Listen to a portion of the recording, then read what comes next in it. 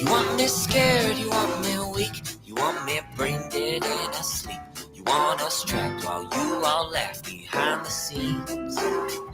You want us sick, you think we're dumb. You want us blind and you want us drugged. You want us poor while you get more of everything. But you don't get to tell me what to think and what to do. No, you don't get to tell me what is true. 'Cause you're just liars, cheats and crooks. Change the rules and you burn the books. And so I don't believe a single word you say.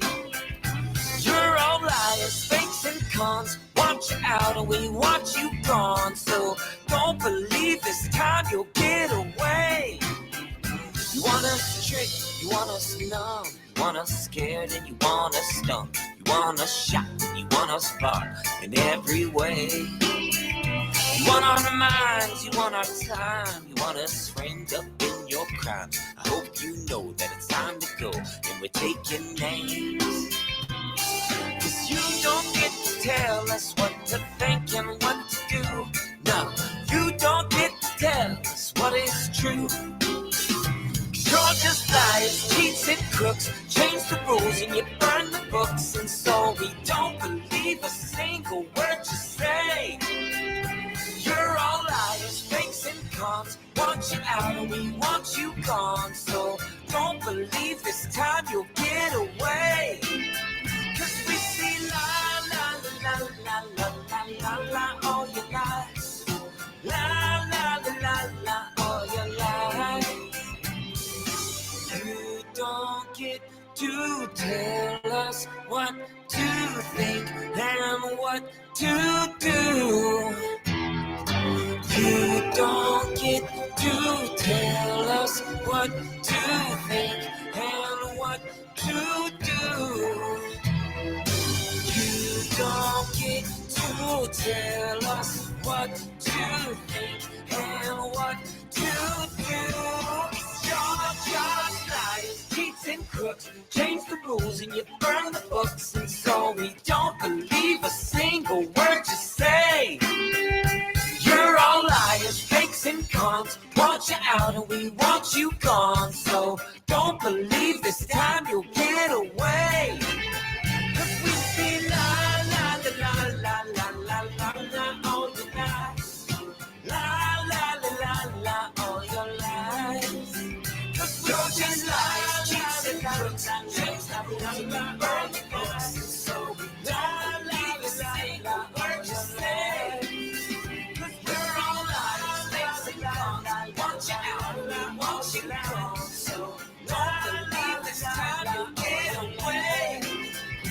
We see la la la la la la la la all your lies.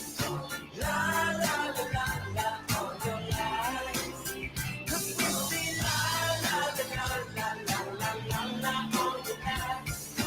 La la la la la all your lies.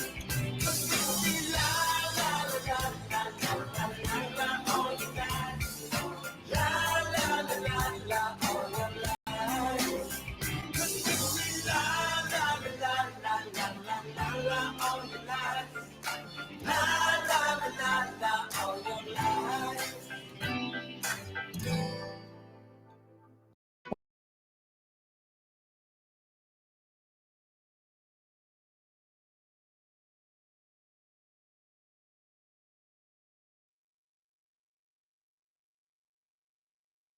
But yesterday, the CDC put out guidelines. If you are fully vaccinated, then it is safe to go outside, to go hiking, biking, to enjoy outdoor dining, to be around other people who are unvaccinated without a mask. Now, that is if you are fully vaccinated. If you are not vaccinated, you still have to take precautions around other people. Now, both vaccinated and unvaccinated groups have to still wear a mask in large public areas where it's crowded, like concerts and stadiums. And then when it comes to children, you know, we've got a lot of data that tells us children under the age of 10 are low risk for carriers or for transmission of COVID. So we really need to keep that in mind, especially with the summer coming up with summer camps. CDC is still recommending that the young ones wear their masks when they are around others, stay in cohorts with camping. And the only times that they can remove their mask is obviously if they're sleeping, if they're swimming, if they're eating, and they still have to maintain that social distancing as well. And I think part of that reasoning is because of the crowded areas with the campgrounds, and also kids can't yet be vaccinated. So right now it's 16 and older that we can vaccinate for Pfizer, for example, but we're still undergoing trials for the younger children to be vaccinated with Moderna, with Pfizer. So we're still waiting on that.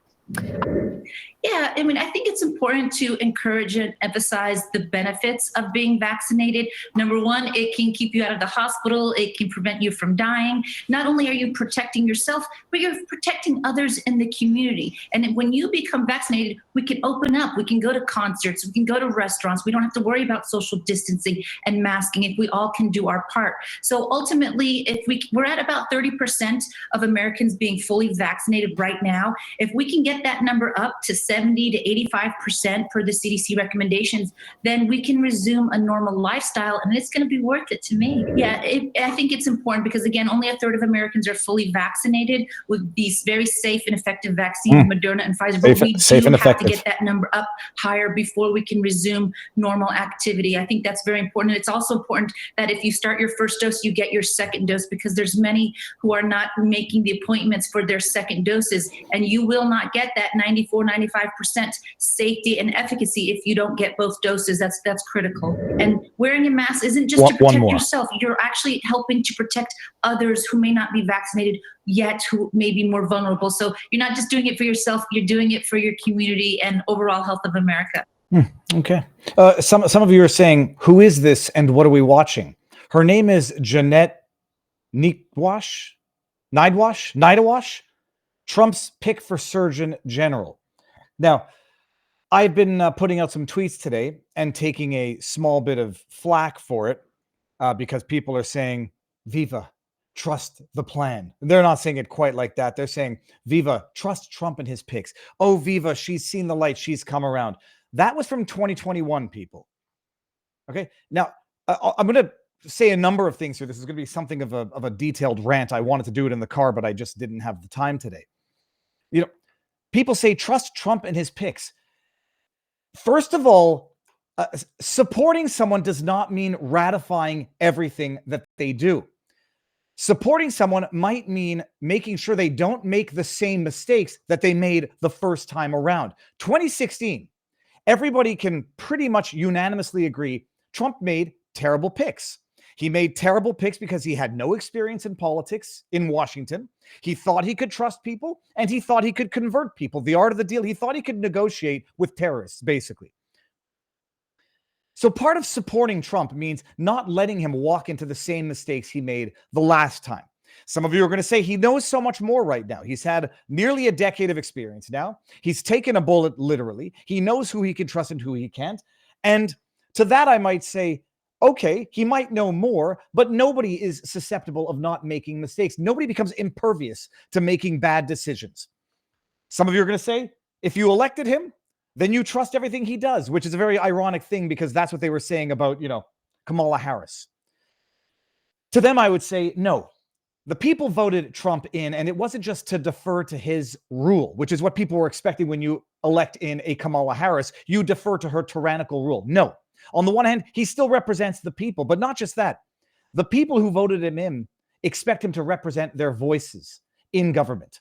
And to the extent that he gets in because he's elected by the people in a populist movement and then appoints to positions of power the very same people who were responsible for what many believe to be feel to be a crime against humanity, myself included. No, he doesn't. He's not the boss. He's not the top dog now. He is beholden to some extent to the people that elected him. You don't elect him in to a tyrant. That's what the Democrats were suggesting was going to happen because that's what they know happens when you elect in a Biden, a Kamala Harris. They come in and then they rule regardless of what you want. The people put Trump in power to fight against the very swamp that he might, for whatever the reason, be appointing to positions of power now.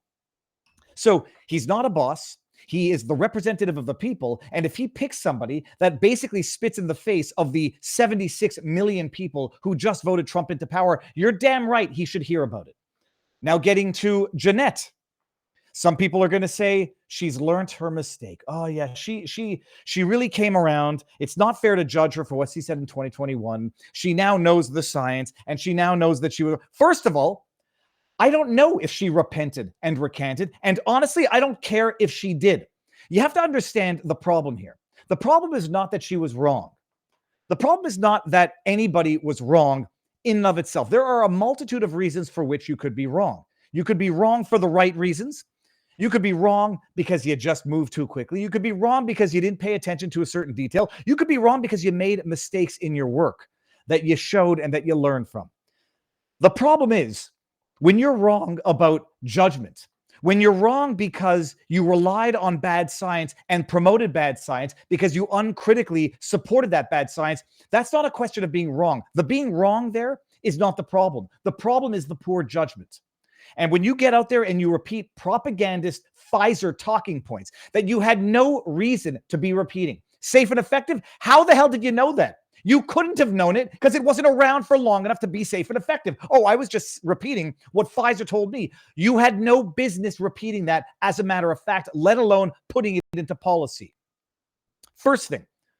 So bad judgment, panic, relying on the unreliable. You relied on Pfizer, the company that paid the second highest criminal fine in the history of pharma, and you promoted their propaganda. You relied on their falsified figures, falsified numbers, and you actually put it into policy. You promoted what I believe is child abuse, masking up of kids outdoors, social distancing. There never was science behind that. So for her to have repeated that for which there was never science, and that for which she had no reason to repeat as scientific policy, makes the problem here not the fact that she was wrong, but she was wrong for the very, very, very worst wrong reasons. And I haven't even gotten into the censorship part. There's a clip going around that's going viral of supporting censorship. This pick for Surgeon General supporting Facebook's censorship on vaccine misinformation and disinformation. So you have a person who acts too quickly in times of uncertainty, repeats the words of people that she has no business repeating, saying, as a matter of fact, statements for which she had not only no reason to say as matter of facts, which her medical critical brain should have known could not be said. Safe and effective after 6 months of trials? Had she not heard of Maddie DeGarry back in the day? I did. And in addition to all of that, she then comes out and supports censorship. I don't care what she had by way of born-again revelation. She might be able to be forgiven if you assume that you can forgive people for committing what I believe are crimes against humanity, against children. You might have it in your heart to forgive her. But she is never to be trusted in a position of power ever again. If somebody can't handle a gun, they panic under pressure, and they accidentally shoot somebody that they meant to taser. Well, you might forgive them. You might say they're criminally not liable. But you don't say, all right, now jump back into that position and here's another gun. The only reason why that's not necessarily analogous is somebody can be trained to handle a gun safely. When someone has displayed radically poor judgment, you might be able to forgive them. You might be able to understand how, oh, we were all duped. Hey, I was duped. I never took it upon myself to force anything on anybody else. I was duped. I never supported the idea of masking children. I was duped. The social distancing was a crime against humanity. Locking people up into, she was talking about gatherings, limiting gatherings. These were crimes against humanity for which there was never any science. And people say, trust Donald Trump. You have to rely on his good judgment. Don't let the man make the same mistakes he made the last time. Some people are going to say, well, it's a Surgeon General. She's going to be working under RFK Jr., so she'll be listening to him. That's the dumbest excuse I've ever heard in my life. Oh, she's going to be working under RFK Jr., so put somebody in under RFK Jr. with wildly bad judgment? I don't care. She could be the nicest, sweetest, most sincere person on earth. Then she's sincerely ignorant. Working under RFK Jr., like we haven't seen enough of the sabotage of people working under the people under whom they work. There was people were working under Trump. They sabotaged Trump.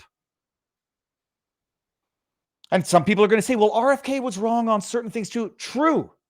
But when what they were wrong on is that basically to which they were just appointed to be very powerful decision makers, that's where there's a problem. You could disagree with RFK Jr. on Second Amendment rights, on abortion.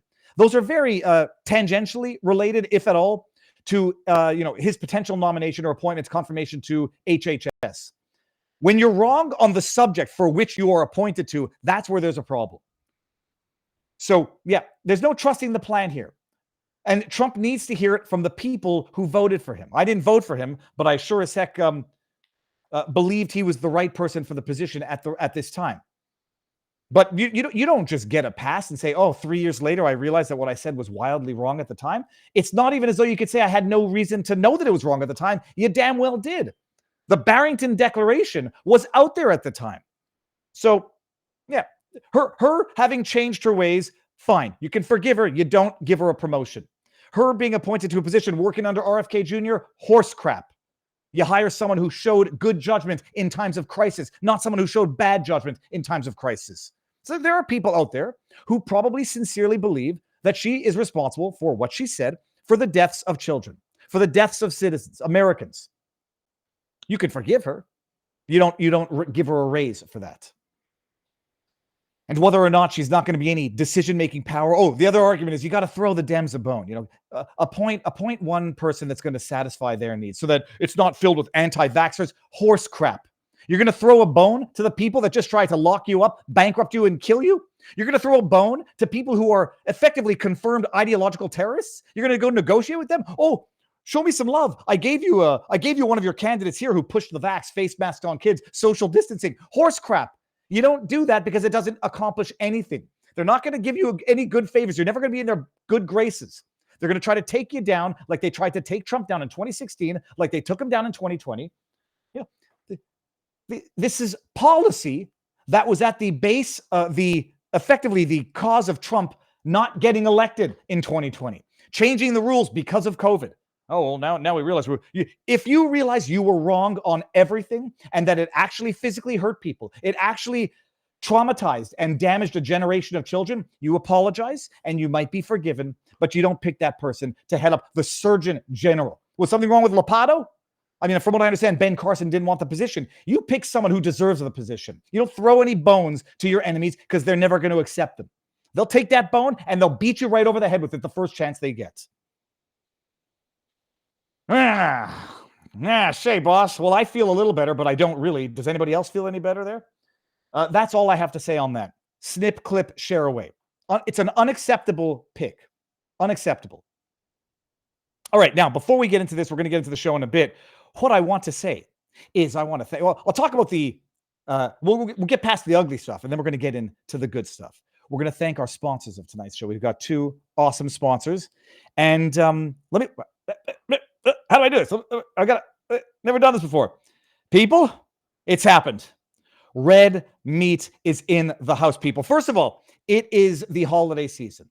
I'm going to show you a picture of this meat on our dinner plates with Vinny Oshana, Humberto from The Unusual Suspects, and that is how you celebrate the holidays. Barbecue, and look, I know some people don't drink out there, barbecue, martinis, and friends. That is what the holidays is about. And they're here, and there's no better way to make the season memorable than with a feast from Chicago Steak Company. Right now, Chicago Steak Company is spreading the holiday cheer with an unbeatable offer exclusively for my viewers at mychicagosteak.com/Viva to receive 4 free bourbon sirloin steaks, a bottle of their signature steak seasoning, and free shipping on your first order over $199. Imagine gathering your loved ones around a holiday table filled with tender, juicy steaks, deliciously seasoned with the best flavors of the season. Chicago Steak Company's premium cuts, from their beautifully marbled ribeyes to perfectly aged New York strips, are exactly what your holiday spread needs to impress every guest. All you need to do is head over to chicagosteakcompany.com.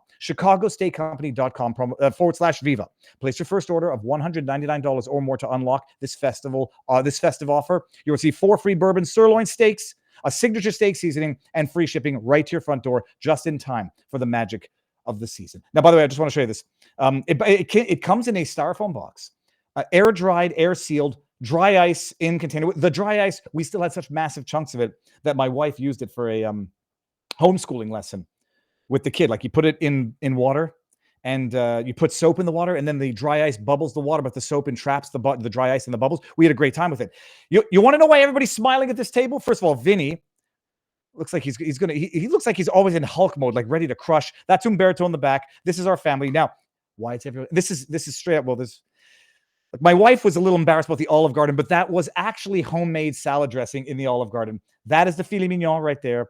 Beautifully cooked. Oh, it was delicious. That's what the faces of happy, well-fed people look like at the holidays. So go to the Chicago, I don't want to screw up the website again. It's mychicagosteak.com/Viva and pick some steak up, and it's flipping delicious. Okay. And on a not so good note, but it's a way to protect yourselves, cover your tushies, people.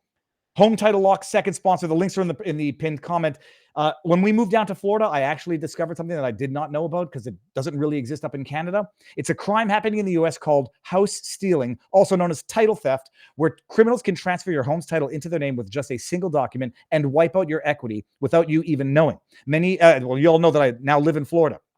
Didn't know about this in Canada because I don't think it exists in Canada, or at least definitely not as much. Florida is the hotbed for these types of crimes. A family in Sarasota, Home Title Lock caught a cyber thief from New York trying to sell their property on a popular real estate website. The thief had fraudulently changed the title, but Home Title Lock quickly detected it and restored the title back to the rightful owner. Imagine if they hadn't been subscribed to Home Title Lock, it could have been a disaster. If you're not monitoring your title, the criminals can get away with this, leaving you, the homeowner, to deal with the aftermath in court. A big bag of steaming poop a la Billy Madison.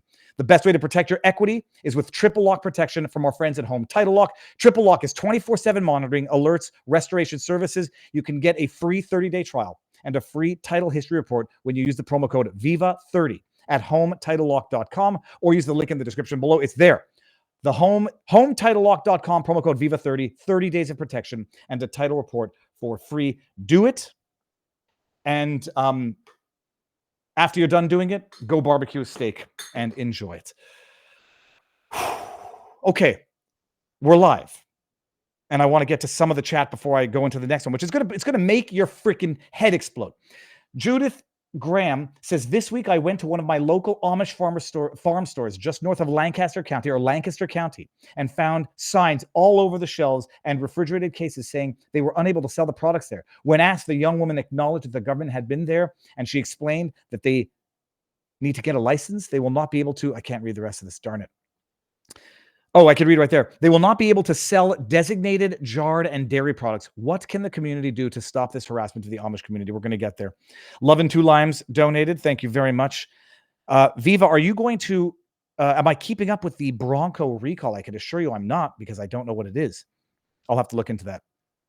Ours is a 2023, so it should be good. And I'm going to try to figure out as we stream how to get locals to supporters only, because anybody who wants to watch, you can watch on YouTube, Rumble, and if you're a supporter, you'll watch on vivabarneslaw.locals.com. We're going to try to keep the locals community supporters only for the Sunday night show. And anybody who doesn't like that, well, you can come watch it at Rumble for free until we go to the supporters only at the end of the show. Anyhow, and if you're new to the channel, we start on CommieTube, as I like to call it, YouTube, Rumble, Twitter, and vivabarneslaw.locals.com. And then we head on over to Rumble, the free speech platform. We vote with our feet, we vote with our dollar, we support the parallel economy and the parallel tech world. And then we have our after party supporters only to thank and recognize our supporters who allow Robert Barnes and me to keep doing this. Okay. I feel like I'm having a bit of not chest pains, but my goodness. Cheryl Gage says, I hope Elon buys MSNBC. That would be hilarious. Just so you all know, there's a fake video of it's a memed video of Rachel Maddow apparently crying. You know what? I have to show it. When I make a mistake, it wasn't really that much of a mistake. I just didn't know it was spliced video together. It's quite hilarious because you know what? I will not even ruin it. Let's just watch this. There are a great many other dirty jokes to make with this meme, but watch this. Oh, hold on.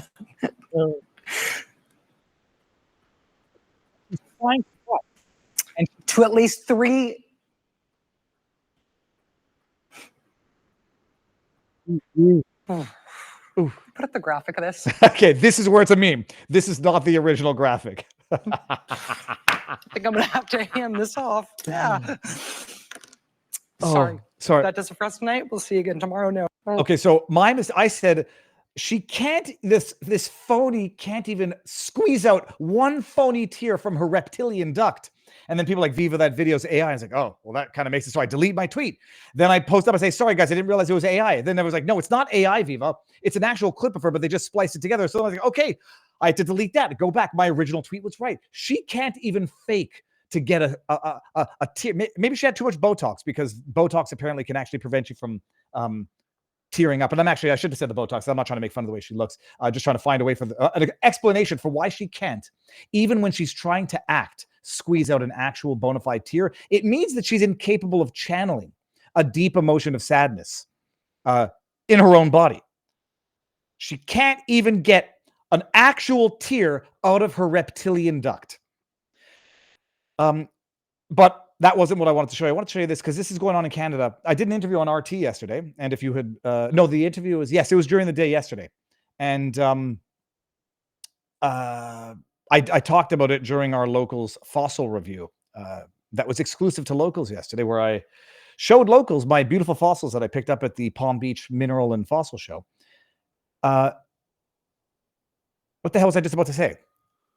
Oh, yes, the interview on RT about how Canada has fallen. If you had any lingering doubts, people, this is Ezra Levant, and I don't care if you don't like him. This is Ezra Levant getting arrested for crossing the street into the pro-Palestinian protesters to ask them questions, as a journalist would do. But it seems that he's a journalist who everyone knows is a Jew. And for the Jew journalist to cross the street and go to the protesters to ask them questions, it would be violating the peace, breach of the peace. Watch this.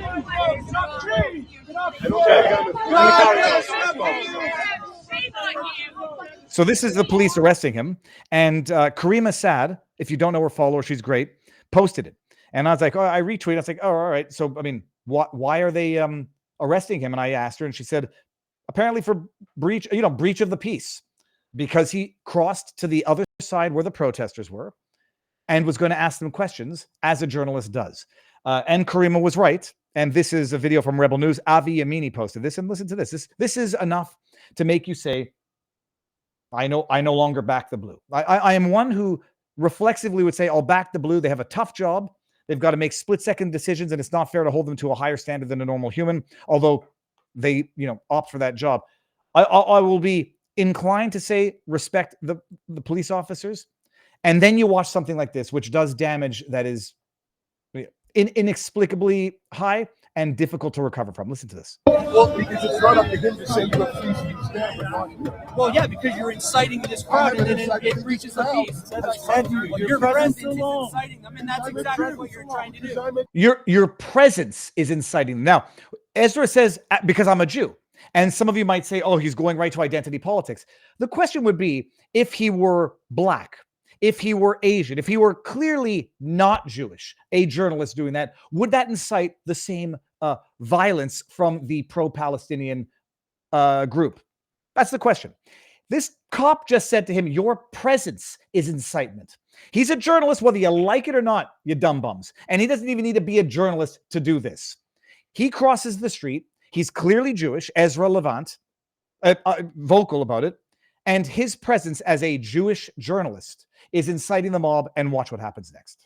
No, because you're trying to incite. I haven't tried to incite them. I want you to take a picture of the hate crime that you're done it on the other side. You didn't need to walk over. No, I want to go. I don't. Now I'm going to tell you to move over there. And you don't press. I allowed you to take that video. I allowed you to take that. Yeah. So you're refusing to leave? You're refusing to leave. Why? Because I'm a Jew, I'm a citizen, and I'm your boss. So, well, that might have been not the answer to get the answer might have been, I'm refusing to leave because I'm a journalist and it's a free, gosh-forsaken country, you filthy tyrant. But Ezra went with his answer, and drum roll. And I don't leave because you say Jews are. But you know what? In the interest of keeping peace here and public safety, you're under arrest for breach of the peace. Look at he's so happy with himself. Hey, the mob loves the cop. Unfreaking believable, people. Take this. Look at Ezra's face. I know Ezra not very well. I know him reasonably well. This is the face of a man who cannot believe what has happened to his country. It's like there's no anger. It's almost like resignation, because there's nothing that can possibly. Hey, you refuse to leave? I'm arresting you for breach of the peace. And the pro-Palestinian mob cheers. Well, I just want to show his face here. Okay, we got there, and that was this. Okay, here.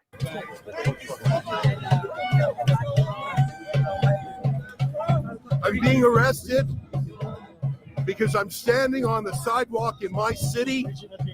Yeah, breaching the peace. Say it enough times, cops, and maybe you'll believe the lie one of these times. All right, that's it. It's outrageous. Barnes is in the backdrop, I think. Let me see if I missed. I know that I missed a few super chats over on CommuTube. Let me bring it up. Scrolly Magoli. I can't see it. It says, Pasha Moyer, Viva, do I feel better after your rant? Sure, a bit. But the question is, how do we get Trump to feel better, i.e. change his mind about this? I say that the pick should have the decency of doing what Matt Gaetz did, but for different reasons. Sorry, I have to decline. I don't think I'll have the faith of the people that I've been appointed to represent because of the mistakes I've made in the past. I'm deeply sorry for them, but I do appreciate that they might have caused an irreparable, irremediable rift of trust that must exist between public health officials and the public that they represent. That's what she could say. It's actually pretty damn eloquent. I didn't have that scripted, people. I just made that up on the spot. Oh, and then we got another one. Mark Guidetti says, stop calling them protesters. They are violent jihadi rioters. Until they engage in the violence, I'll call them protesters. But what was going on in Montreal was pro-Hamas, Antifa, black, whatever the hell you want to call them, smashing windows and breaking stuff. Okay, Barnes is in the backdrop. I see him down there. Let me see if oh, there he is.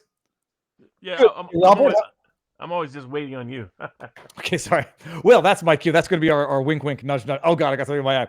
Robert, how you doing? You look good. Yeah, okay, yeah. All right, so what is, what's the good word? The book behind you, we've seen that book before, and you're wearing a win jacket. Robert, what I like, start off with the topic number one, the pick. Jeanette, what's her last name now? Which one? The most recent? The Surgeon General. Yeah. I mean, so obviously there's a range of picks. Different people like or dislike them for different reasons. So you've got the sort of more Republican establishment choice and people like Rubio. You have for Secretary of State, which has a lot of power, particularly the State Department has a lot of power. Rubio is not the kind of guy that's going to shake anything up over there. And so, that appeals to one wing, doesn't appeal to another. And it's been back and forth, so that he's Gabbard, director of national intelligence, and then Pete, the Hexorth, the Secretary of Defense recommendation is kind of between those two worlds. A guy with a lot of military experience, media experience, and so forth. But like most of the health people he picked, other than Surgeon General, looked pretty good by me. So that's why I wasn't rushing. I think the Surgeon General pick was a weak pick. I prefer the current Surgeon General of Florida to become the next Surgeon General in the United States. He's been the only one that's been competent and capable during the COVID era. And I think this reflects a part of Trump himself, but also a part of Trump world that it doesn't necessarily want to extend the questions about vaccines and the like to COVID. Robert, if I may, people are saying your volume's a little low. Can you are you able to bump it up or bring your mic closer? Double check how it is on your mic. I mean, because it's closer than it usually is for me. No, it just got better. Okay, so apparently Ben Carson didn't want the Surgeon General. He put out a post that says he wouldn't take the position. Do you know any reason why he didn't pick Lopado, or if Lopado would have been game? Don't know. I assume he would be. Yeah. Okay. I mean, he's currently in Florida, but I don't see why he wouldn't be interested in the U.S. Surgeon General position. Am I overreacting about the pick? Does the U.S. Surgeon General? I think all these picks are being put out there now so that people can react to them. So, it makes sense that people react to them. It wouldn't make sense for people to not react to them, put it that way. Okay. And as for the argument that goes, trust Trump on his picks and don't second guess him. Oh, I mean, I think they'll be a lot better because of other people that are in the room this time at every level. But it's also a mixed bag of people. In other words, there's an establishment wing that's in that room. There's a Wall Street wing that's in that room. There's the Robert Kennedy wing that's in that room. There's the Tulsi Gabbard wing that's in that room. So there's multiple groups, you could say, within those represented within those folks in ways that are much, much improved over last time. No doubt about that, compared to 2016. But I think people should stay alert and stay critical if certain people's names and ideas are floated and think it's a bad idea. Be very vocal, because now's the time to be vocal. Okay, I'm well, not sure what happened with Matt Gaetz. I know I was gonna look. I've been 'cause, thinking I thought Matt, it's something else must be afoot. Is all I'll conclude from now. Because that didn't seem like Gaetz. That didn't seem like Trump. The way that went down. So I think probably something else may be in the works down the road. Well, so I will not disclose my sources, but I picked the brains of bigger brains, not just yours, quite publicly, and other people say that that there might be something in that ethics report that was going to be released that he staved off by resigning or leaving. Geez Louise, he left. I get mixed up between the House and the Senate. He just got elected to Congress, right? Yeah, but like none of that. I mean, all that he knew was coming one way or the other. So there's no way to run for attorney general and not for them to rehash the prior smear campaign they did against. But was there not a more? I thought there was a more recent ethics report that was going to be released, and apparently the thinking is that by accepting the role and leaving Congress, they wouldn't release it. But that doesn't sound particularly right, because obviously they're going to leak it regardless. Well, yeah, they'll leak it regardless anyway. But in terms of the timing issue, it was solely that if you could prohibit that particular report from being published while he's not a member of Congress directly from that committee, because that's how that so-called ethics committee. It's just absurd. That it's laughable at so many levels. It's parody times satire on steroids. The idea that a Congress where people are made fabulously rich by their insider dealings, to the degree that people can have Nancy Pelosi's stock trade as an open Twitter account, and that's the world telling you, worried about whether this ethics rule or that ethics rule. It's all kind of bogus. But so I can't imagine any of that was why. So my assumption is something else was afoot, but we'll find out a year, 3 years from now. We'll see in time. If I could hypothesize, the only really thing that could have been afoot is the three theories that people are floating is, I was listening to Shannon Joy, who I think is scheduled to be on tomorrow, and her take on things, and she calls Matt Gaetz a degenerate. Now, I don't judge people for the behavior that is not relevant to the position that they're applying for, unless it's criminal or really, really over the top. But are there rumors that Matt Gaetz, he might not be involved in underage sex trafficking, but he's involved in behavior that might be unbecoming in a material sense of the position of the attorney general? All that is the smear campaign they ran against him to prohibit him from running for attorney general in the state of Florida, but so that he couldn't use that to then run for governor of Florida. So, and anybody who takes that seriously is like taking somebody seriously who believes in Russiagate. Okay, and that was my understanding as well, is that they only come up with these sexual impropriety allegations when you are going for a position that they don't want you to have. They did it to Matt Gaetz, but it was an old accusation. Tulsi Gabbard, I don't know about the sex, but they go for the Russian agent. And then Pete Hegseth. Did you follow you followed the news on Hegseth last week? Yeah, they were waiting to sort of hit him with that first hit piece that they've been sitting on with people that are connected to people who hate Fox. So because Fox signs off on any kind of settlement of any kind over the years, then if you have access to Fox's insurer, Fox's general counsel, Fox's corporate board, you know kind of where everybody's dirt is in conservative media. People, that should have been the bigger takeaway in part from the Bill O'Reilly so-called scandal, is that how Fox was actually using that to their benefit and their profit.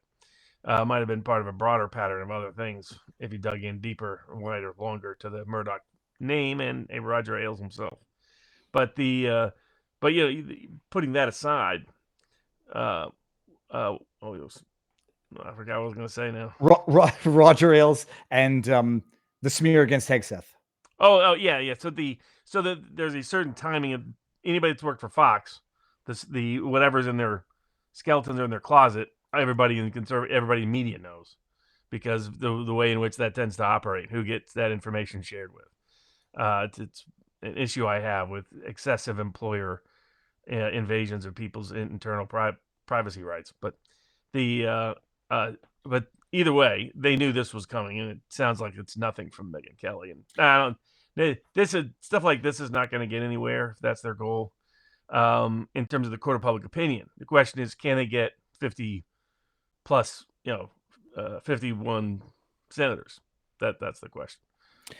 Oh, Bill. So in our locals, it says Jimmy Dore has a video about Gates. Looks like a honeypot operation. I was thinking it's a honeypot operation with Hegseth, like a married woman who immediately shows regret and then files a police report. And then it comes up 7 years later at the most opportune time, despite the fact that the police never filed charges against Hegseth, nor did Biden's DOJ file charges against Gates, despite the fact that that investigation occurred under the most weaponized DOJ on the planet.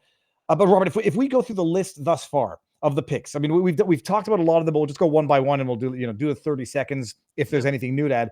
So Chief of Staff Susie Wiles, is she the one making these picks right now? She hires staff, but doesn't have anything to do with appointments, correct? I mean, she has some role, no question about that. But the Chief of Staff can be as influential as they want to be. She'll be very influential as a Chief of Staff. So personally, I'm not a big fan of. I understand why he trusts her, because he's been around there for a year and a half.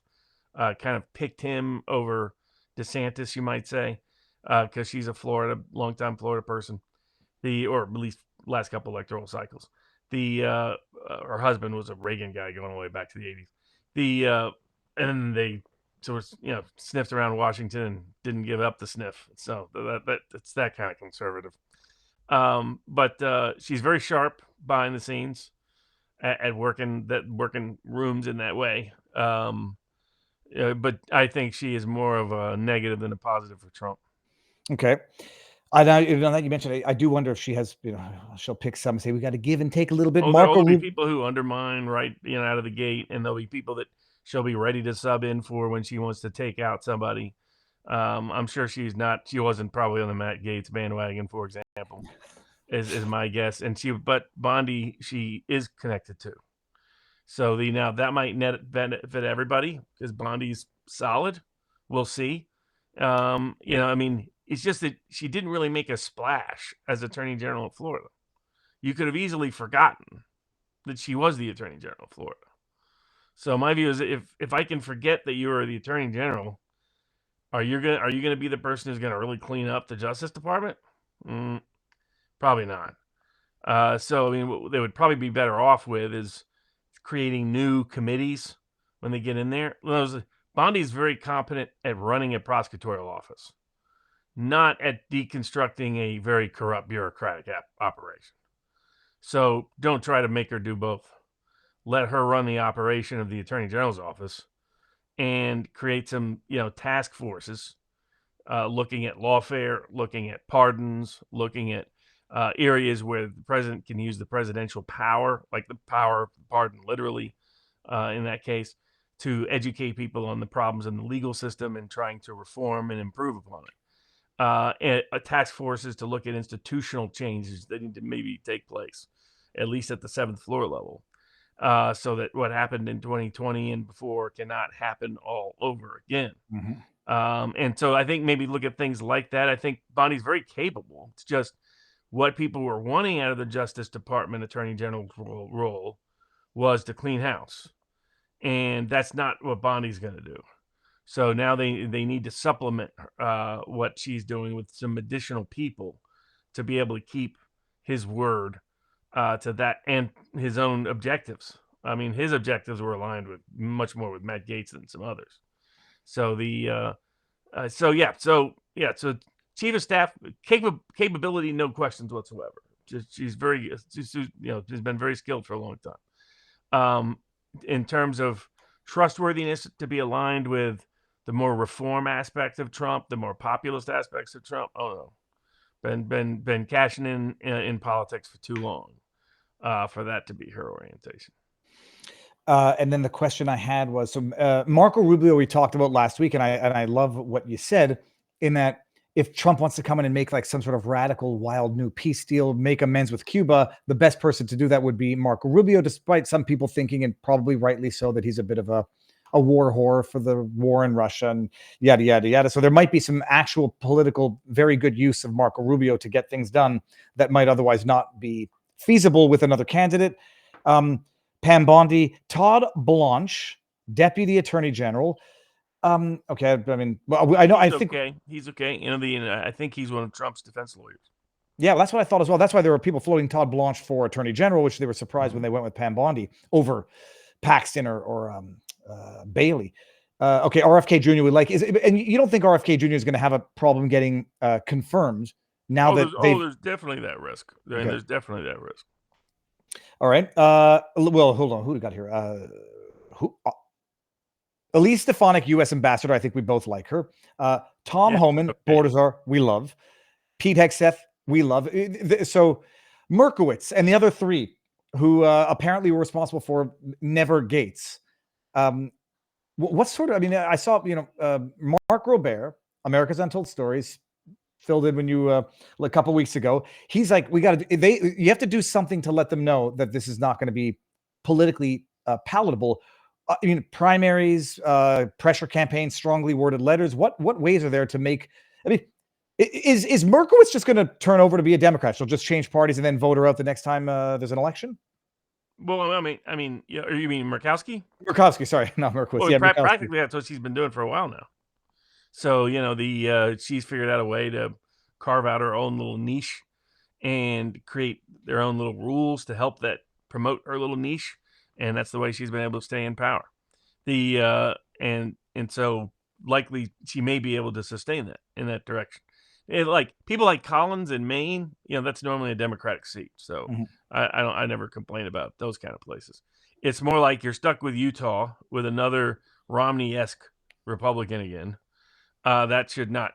You just get elected to the Senate in Utah, and your first reaction is to tell the newly elected president you're of your party. You're not going to give him his attorney general's pick. I mean, that tells you some people that need to be smacked around. People that need to be smacked around in Washington are in the House of Representatives and in the United States Senate. That's who needs to be smacked around in Washington. And how much Trump is going to be able to achieve that so that he can smack around all the other bums in Washington is the open question for the next 6 months. And by smack around, Robert Barnes means political smack arounds. Yes. and proverbially, metaphorically. All right, we got Michael Waltz. I think I remember people being up in arms, and I have no idea anything about Michael Waltz without doing a deep dive. But can I do a deep dive into your brain right now? And National Security Advisor Michael Waltz, good or bad? I think he'd be good. He'd be fine. Okay. Doug Burgum, I think we like. Interior Secretary. He's okay, especially in where he's at. Yes. I don't even know what that does. Secretary of Energy, Chris Wright, Sean Duffy, Transport. Let's get to the good ones that have been causing a stir. Linda McMahon. That is Ed McMahon's wife or daughter? Yeah. Wife. Okay. So what was her position? Her position was Secretary of Education. I don't know her history. I know people are making fun of the fact that it's a WWE. I didn't know that she was Ed McMahon's wife when I made my joke about never doing the pile driver, even as a stunt with a WWE guy. I was like, I kind of love her now. I didn't, she did the pile driver. He didn't hit her head on the ground, but I'd never do that even as a joke. I mean, okay, what's her deal? Why her over anybody else? Some of these people are long-term loyalists. Some are donors. Some are people that he trusts or like in that specific area or space. So the other thing that's happening is a lot of these people are dissident billionaires of one type or another. So that's kind of what Elon Musk is and what Vivek is, and to some degree what JD Vance is and what Peter Thiel is. And to some degree what Robert Kennedy in his own way. He's not super rich, but he's super well known. All of these people are people that had some degree of platform that they've decided to either leverage or sacrifice for a specific area of governmental concern. And Trump sincerely wants to unleash them to do what they need to do. And you have people behind the scenes that will be working with people like the chief of staff and others that are aligned with the establishment, that are aligned with the lobbyists, that will try to undermine anything that from getting ultimately done by mitigating who gets appointed personnel-wise and all the rest. That's what's happening behind the scenes. Most of the fighting is happening in-house, so to speak, not between the parties. Robert, the chat is going nuts because it's Vince McMahon, not Ed McMahon. Ed McMahon, I think, was from Oh, that talent show from the 80s. Oh, what was it called? Oh, the chat will get it in a second. Publishers Weekly. No. It was the show. Oh, the chat will get it in a second. Oh, what was the name of the show? Oh, it doesn't matter. Whatever. So Vince McMahon. Okay. Are there any other material ones? I'll just. Oh no, where did it just go? The list. Okay. Obviously we love Tulsi Gabbard. Lee Zeldin, EPA administrator. Did we talk about him last week? He'll probably be fine. Yeah. Okay. And we got. Let me see here. I think the ones that people are freaking out about, we're going to get to in a second. Okay. What do we got? Mike Huckabee for U.S. ambassador to Israel. I mean, I don't know why people. I like Huckabee to Israel. I like Huckabee in general. I like his book. He's a loyalist to Trump, and he would be good. I don't know what. Anyway. I mean, he's deeply tied to the evangelical community. I mean, in the States, that has deep ties to Israel and religious Israeli conservatives. So he's a natural for Trump to a point, natural for the Republican Party to a point, natural for evangelical conservatives to want appointed, natural for Israeli pro-Israel conservatives to want. But the uniqueness of him is he has a history of being skeptical of dumb wars, not getting over-engaged and unduly intertwined. That's why he makes a perfect Trump ambassador, because it's Trump's point is, look, he's like Trump. Trump won more evangelical votes than anyone ever, evangelical Christian votes in the history of the country. And as such, he's got a certain sort of leeway, and that's picking Huckabee makes that pick, right? If he had picked an Uber, there's so many. I'm more hawkish than you, competitors in that conservative think tank space. I'd have been more concerned if Trump had picked somebody like that. Instead, it wasn't even a donor pick. It was someone that was clearly that was going to reinforce the peace aspect and Trump's political leverage in the region. Robert, so excellent choice. We're taking shit in the chat again because everyone's like, Ed McMahon was the co-host of Johnny Carson. And I was thinking of the show Solid Gold, which I just Googled. He was not the host of. Does everyone remember Solid Gold? And they had like the dance things from, anyway, yeah. So I never watched Johnny Carson, The Tonight Show. I remember Johnny Carson. That's what I remember. But Ed McMahon, I think Eddie Murphy did a bit more. I think it was Morton. Oh, it doesn't matter. Eddie Murphy did if it was not about Ed McMahon, it was someone else who, not a joke I can repeat. Department of Governmental Efficiency. We love, obviously, Elon Musk and Vivek Ramaswamy. And, okay, well, that's, I think we can, oh, no, sorry. What's his name? The one, okay, hold on. I forgot his name now. Oh, yeah, okay. Jackie on Rumble on YouTube says, now we have a warmonger Gorka as director of counterterrorism. Definitely nothing will go wrong. Is that official here? Hold on a second. I think Trump put that out there. That was Gorka's prior rap. He showed up out of the blue, by the way. It was like suddenly he became a counterterrorism expert. And it's like, from where? How did that come about? Let's say his ties go back for a little ways. And so I think that happened last time, but Gorka couldn't get security clearance because there was some sort of issue that they had to officially correct. So hold on, Robert. I feel dense. I don't know what the hell you're even alluding to. Says Gorka does. If he wants to make another run or run around, he can explain to you about what some of his relatives who they enjoyed shooting and killing at certain times, certain places. So his position will be more of a nominal rhetorical position of no utility, no policy impact whatsoever. All right, I think do we have any more for the appointments, or do we end this and come on over to take the rest over for Rumble for the rest of the show? I think it's Rumble. I think that's it. Let's do it now, everybody. I'm going to try to turn. I thought there was a way to turn support locals into supporters only. There usually is a button, but I don't see the button available during studio. So I'll see if I can do that. But thus far, the chat seems good. Before we do that, there's a load of Rumble rants that we are going to do real quick. Right. Star Search was Ed McMahon's show. Well, that's the one I'm thinking of, Star Search, not Solid Gold. Nike 7, and that was from Shanra. Nike 7, the only people who canceled me in the last 9 years were QAnon, Orange, Jesus Nutters. Everything Trump does must be perfect. And a lot of them ate crow from what they said during 2020. Please share the UK petition to reach as many UK citizens. It's a no confidence in the UK. Yeah, Keir Starmer's not going to, declare an election because there's a petition. He's going to lock your asses up for signing it. But by the way, I'll share it. I didn't mean to be a black pill there. Even if you can't sign it, it humiliates the Nutters. Viva and Barnes make Sundays great again. Lucy the dog. V6 Neon. Things so nuts in the UK that the public health, they launched legal petition to call a general election. It's reached 1.75 million signatures. Amazing. Waking up to a buddy of mine's father last night, and he literally bought a gate and the BS child. Matt Gaetz abuse. Yeah, no, a lot of people are, you can't get rid of that initial impression. The comments on Trump's truth post about the SG are all negative. Geez Louise. Surgeon General are all negative. Hopefully he gets the picture and rescinds the nomination, or she declines. She can do that. It'd be probably an easier way to do it. Lindsey Graham has said he will destroy Canada with sanctions should they arrest Netanyahu as per the international order. How can you square that? Oh my goodness, that'll be funny. There's no love lost for Netanyahu. I just love to see what happens with that. Fart Whiff says the Attorney General picked Pam Bondi as anti-Second Amendment, and I hope Elon buys MSNBC. And we got, are there some squishier choices being made to ensure Vance can finish the work Trump starts? 4 years is not enough time to turn the ship, so they need a position for Vance. Truth Puppet. Go watch the Ed Dowd interview that I did on Wednesday.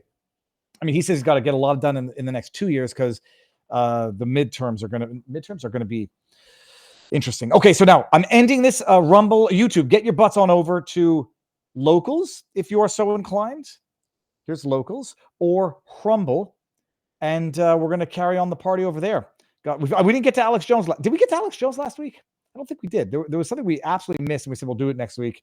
Rumble here. Boom. Okay, and now we're going to end this and come on over to Rumble and Locals. Boom. Robert, are you following what's going on up in Canada?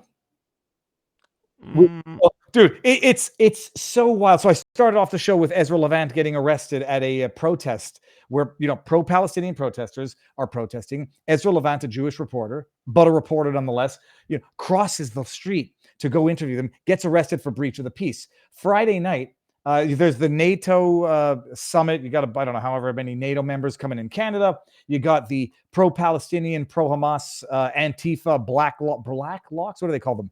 The Black Lock guys. The guys dressed in black. Protesting, smashing windows, setting cop cars on fire while Justin Trudeau is at a Taylor Swift concert in Toronto. It's absolutely wild. 3 arrests, by the way. So all the violence that you guys saw out of Montreal for Friday, 3 arrests. Only 2 cars were burnt and windows smashed at Palais de Congrès. Canada is literally on fire, and we'll see what's happening there. Justin Trudeau has announced that he's going to pause the tax, GST and QST, on food and food-related stuffs because they know that they're pulling an election in 2025. Chrystia Freeland says there's now a $250 rebate if you make under $150,000, where you've paid 35% of your income in taxes, you're going to get $250 back. So Canada is wildly on fire, and it's not even fun to watch. But Alex Jones, I'll see if I don't think we talked about it last week. No. Yeah, we didn't ultimately get to it. So I'll give, everybody knows the Alex Jones defaulting into judgment, $1.5 million order, petitioned into bankruptcy, tried to restructure. There was no agreement to be had, went from bankruptcy protection to bankruptcy liquidation, and they're going to liquidate the assets. And they had what was supposed to be a public offer for the assets of Infowars. Open auction so that everybody knows what the bids are, who puts in the highest bid. But this obviously politically motivated trustee changes the rules allegedly and turns it into basically a secret auction by envelope. So you put your thing in, nobody knows what the offers are, who put in what for way of offers, and the trustee accepts what he deems to be the best offer, not even the winningest offer. And he accepted an alleged offer from The Onion that was allegedly backed by the Connecticut plaintiffs, who, in order to sweeten up the deal, said, okay, it's only $1.75 million for the assets, but we will make that worth $7 million by abandoning what the Onion would have to pay us from the purchase price and the proceeds, so that it'll be effectively worth multi-million-dollar offer, even though it's only 1.75 for cash for the assets. And he accepts it. They go for an emergency injunction in front of Judge Lopez, I want to say. And the judge says, we're not convinced that what went down was totally kosher. It's on pause. The Onion hasn't gotten it yet. Elon Musk has filed a notice of intent of some purpose in the bankruptcy. I don't know if you know any more details than I do, but take it from there and let us know what you think. Yeah, I don't know any more than anyone else does, at least on any of these aspects. So nothing I would say would represent any kind of attorney-client information or anything like that. Alex has been public about everything through the whole process, very transparent throughout the whole process. And our criticism of the Sandy Hook cases all the way through fundamentally was about the violation of our constitutional rights and liberties, which must always come first, more so than our willingness or lack of willingness to be offended. But in the same capacity, it's the legal process that created that outcome, and to have confidence in the legal process itself. And everything we looked at said everything about the Sandy Hook set of cases appears to be designed to use the legal system as a tool, as a weapon, as a mechanism to punish those they dislike or that are politically disfavored in their community, with that local jury pool and local elected judges and elected officials. And as long as you have complicit appellate courts, you can effectively force someone into bankruptcy before they ever get to, say, a Supreme Court rule on whether or not the whole thing is constitutional in the first place. And everything we've said so far keeps coming to fruition. That if you had the most cynical, skeptical view of the cases against Alex Jones, if you suspected that they were purely political, they had no substance whatsoever behind them, that and you would say, well, they would do this and this and this and this, it still wouldn't be as bad as the things that they have done. And it was here you had what appears to me to be fraud on the bankruptcy court. You appear to have a U.S. trustee, federal official, complicit in an attempt to defraud the estate, which is partially represented by the U.S. government. I mean, this is levels of fraud going on here that mirrors and parallels the kind of fraud that Pfizer committed against the American people with calling an unsafe, ineffective, dangerous drug a safe, effective vaccine for little kids in the case of the COVID vaccine. So that is the same dynamic present. And so, we'll see if consequence comes of it ultimately. What was I going to say about that? No, okay. So, but some people are asking, like, my understanding was that the trustee has to approve any transaction in bankruptcy anyhow. The news isn't contradicting that. They just say, well, the judge typically would defer to the expertise or the discretion of the trustee. But the judge in bankruptcy has to ratify, has to approve all transactions in bankruptcy. I'm not wrong about that under U.S. law? Right. Yes. Okay.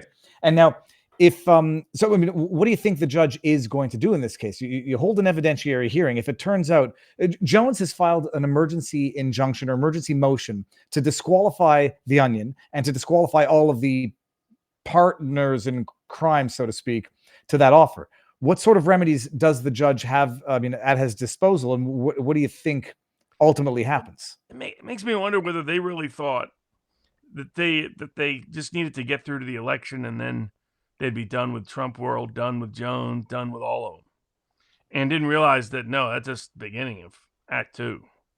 That is what they woke up to after election night, because it's like they didn't have a plan at some point.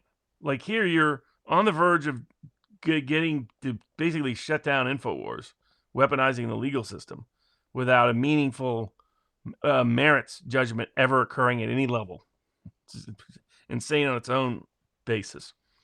And yet you're so greedy that you leak out the information that the trustee has that's supposed to be anonymous, that's supposed to be separate, right before the auction occurs, that other people had been foreclosed from that auction. And it looks like they were trying to cook the books on the auction. They're trying to do a fake auction. because they were afraid that an honest auction would produce an honest valuation for their clients, but would actually promote more free speech, not demote it, and expose them as the frauds they are, who have been misusing their access to their clients, in my view, committing legal malpractice and breach of their fiduciary obligations to their clients. And now you have the U.S. trustee willing to do the same thing and willing to betray the trust of the U.S. government, willing to commit federal crimes. For what? To just so Infowars can't be on the air as Infowars? I mean, look at how, when people tell me Alex Jones has no influence, then tell me, why are they so obsessed with him then? If this guy has now he's just a conspiracy theorist and well, then why is the U.S. government, with people on record, with undercover reporters, talking about how they work together with people in the media, with people in private law firms, all to coordinate to create a case that, in my view, was a fake case because of how it was done procedurally, into shutting him down? And they still couldn't even shut him down. They still weren't able to do so before Election Day. They still weren't able to do so right after Election Day. They failed on both sides of that aisle. That he truly is, Godzilla. They keep throwing, they keep nuking him. Stronger. That they should have figured that out now by Alex Jones, but they're clearly as slow to it as all the people who oppose Trump. The thing I absolutely do not understand. I don't know what Infowars brings in by way of, let's say, net revenue. I know it's got to be substantial because they have amazing viewership. They have amazing sales on merch, on supplement stuff, which I think, the markup is more or less depending on the products. The Onion bid, even if the Onion bid 1.75 million cash, even if they bid the 7 million cash, how the hell is that business, which generates what it generates, being evaluated at 1.75 or 3 million from the offer that came in from the FUAC? I forget what the acronym is. How are they evaluating it that? And for $2 million, why doesn't Elon Musk come in and snatch it all up and just continue operating? Yeah, he may now. I think back at the beginning of all this, he wasn't sure where certain people were on the too radioactive space. How far could he go? Because it was Rogan, Robert Kennedy. Then you're in Alex Jones space, and how much are, and in the conventional space, that those are all people you weren't supposed to listen to and are supposed to discard if you had a respectable opinion. I'll have people come up to me that will say the most blatant things, but it's it is what it is. Where was I before? We were talking about Alex Jones, the assets, Elon Musk coming to buy them in. Oh yeah, so clearly, it's in a situation where everybody knows the solution, a solution that is the same solution Jones has been offering for years, which is happy to put aside a big chunk of cash for the next 30 years that we make to give you a sense of relief and remedy for any mistake you blame me for. And even though he would have good grounds to argue a lot of that's being misdirected at him, putting that aside, he said, okay, I accept that, I deal with it, I understand it. And that's the practical. Everybody knows that's the practical solution. Because if they'd gone to the jury and said, jury, please prohibit our critics from speaking out, then they'd be like, well, hold on a second, that's not our role as a jury. Can't be our role constitutionally. So so all of this was all along one big long scam to censor, to create a new mechanism of lawfare to be able to censor and suppress dissident speech in America. And it's because of the unwillingness of Alex Jones to go anywhere that has prohibited them from being successful in it, because they misread Alex Jones at the end of the day. Nacho Kitty in our locals community says, Viva, the Onion gave no money. They promised future earnings from Alex. No, they offered 1.75 million cash and then other consideration, which was the Connecticut plaintiffs foregoing what would be owed to them from the proceeds of the purchase, which they then said brought it to the equivalent of a $7 million cash offer, which is still, Elon overpaid $10 billion for Twitter. Buy it, Elon. Buy Infowars and let it continue. But hold on, there was another thing that I was going to say about that. The assets. Oh, yes. The offer, and whether or not anyone's going to be sued for malpractice in this, it's not, the offer of a settlement on the table for however many years later, from revenue generated from the library that would continue to exist and continue to be created of Alex Jones. It's obvious what they want. Elon Musk's notice of intent or whatever, he filed a notice of interest in the bankruptcy. I thought, I had heard someone say that he put in an offer, but I don't think he did. Some others were hypothesizing that it might have been because they were going to ask to transfer the IP of Twitter over to this company, and that's why he filed it in. Do you have any inkling as to why Elon and Twitter would file a notice? Yeah, it might not mean anything because there might be separate assets or liabilities that are impacted by Twitter. Okay, excellent. Now, hold on. I just saw something come in, and it is in a big red from King of Biltong people. Wait, well, before we get there, we'll do... okay, sorry, I got that one. No sub says Ed McMahon was Johnny Carson's sidekick and Publisher Clearinghouse. Then we've got King of Biltong who says, add Biltong to your stocking stuffers this season. High protein gifts packed with B12, zinc, iron, creatine, and more. Grab them at BiltongUSA.com Viva 10 for 10% off. Now stocking dried fruit. And then we got Biltong in promoting his channel as he's within his rights to do. Biltong, thank you. We will have a 2-hour Thanksgiving stream as well as a show on Friday and Sunday, 4 p.m. Eastern, 3 p.m. Central. Shit talking whilst cooking real food. Follow our channel. Eat at Anton's. Robert, on a lighter note, before we get into the potential for World War III and what you think of the chances of Canada honoring the International Criminal Court warrant for the arrest, did you see the Jaguar ad? If you're hesitating, no, I don't think it's because you haven't seen it. We'll get copy claimed when we go back, when I post this on YouTube, but screw it. But we're not there now. Robert, 28 seconds. Have you seen the episode of The Simpsons when Homer does Mr. Plow? No. Mr. Plow, that's fine. So he goes to this avant-garde ad agency to make an ad for his snowplow industry. And it's this wild thing with this, black and white opera singers. And at the end of it, he goes, Lisa says to Dad, was that your ad? And he says, I don't know. Look at this and you'll have a good laugh. It's like, this is out of a horror movie. Live Vivid. This, I think they're painting over the American flag. Don't like it. Copying the 1984 Apple commercial.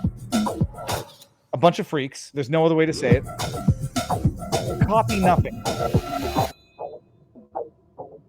Robert, would you even know, based on the rebranding of their logo, that was for the Jaguar car company? No. Do you think, is it outlandish for shareholders of Jaguar to file a class action lawsuit against the company for damaging the value of their stock by trying to... I guess there's no underlying unlawful act here. You can't really sue for horrendous business decisions. Right, exactly. I mean, the thing about it, from your Canadian time, when could you sue for being an idiot? It would be reckless disregard, or we're talking about a civil suit for loss of shareholder value. It's just it's so bad. I'm just reading the chat. I will not read some. Androgynous. Copy nothing when they're literally a guy with the hammer, or I don't know if that person is supposed to be a guy.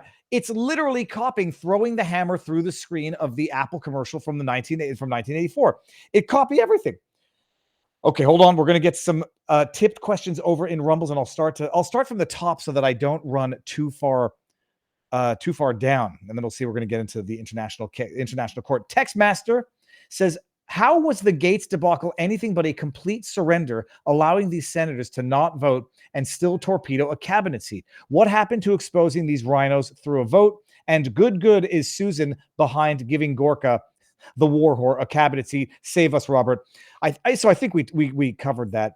You think it was a deep? Well, you covered it. We don't know if it was a deeper play, but something doesn't add up there. Judith Graham says, this week I went to one of my local Amish farmer stores. I read that one before you got here. Is there any news in the Amish in Amos Miller's case? Not yet. Any news in the 2 impregnating cows guys who got locked up for no good reason? Nope. No. That was also in Crazy. Pennsylvania. Yep. Okay, scrolling down, we got in 2020. Is 2020 Trump back? First, he caves of the GOP pressure with Gates, and now pro-vax with his latest pick, says Gray 101. I'll read these. We've gotten to them already.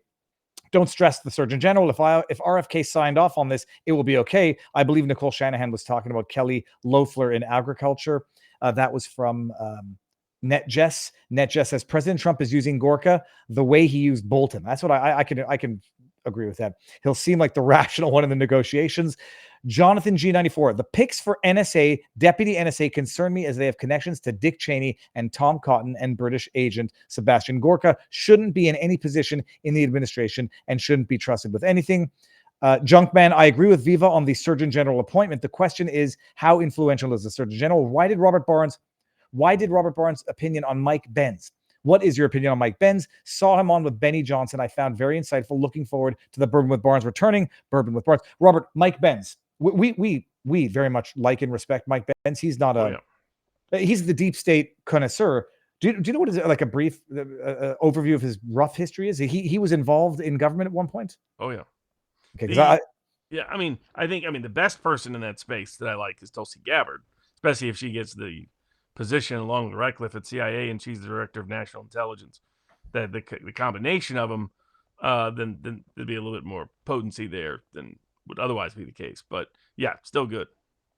And we got Jeanette Victoria in the house says, I'm a lowly psych nurse and I never fell for the COVID bullshit. I never wore a mask. I didn't get death vax and I totally ignored all the social distancing bull. And I was a criminal who went the wrong way on the aisles. Okay, we're going to get to more of that in a second. Robert, did you hear this?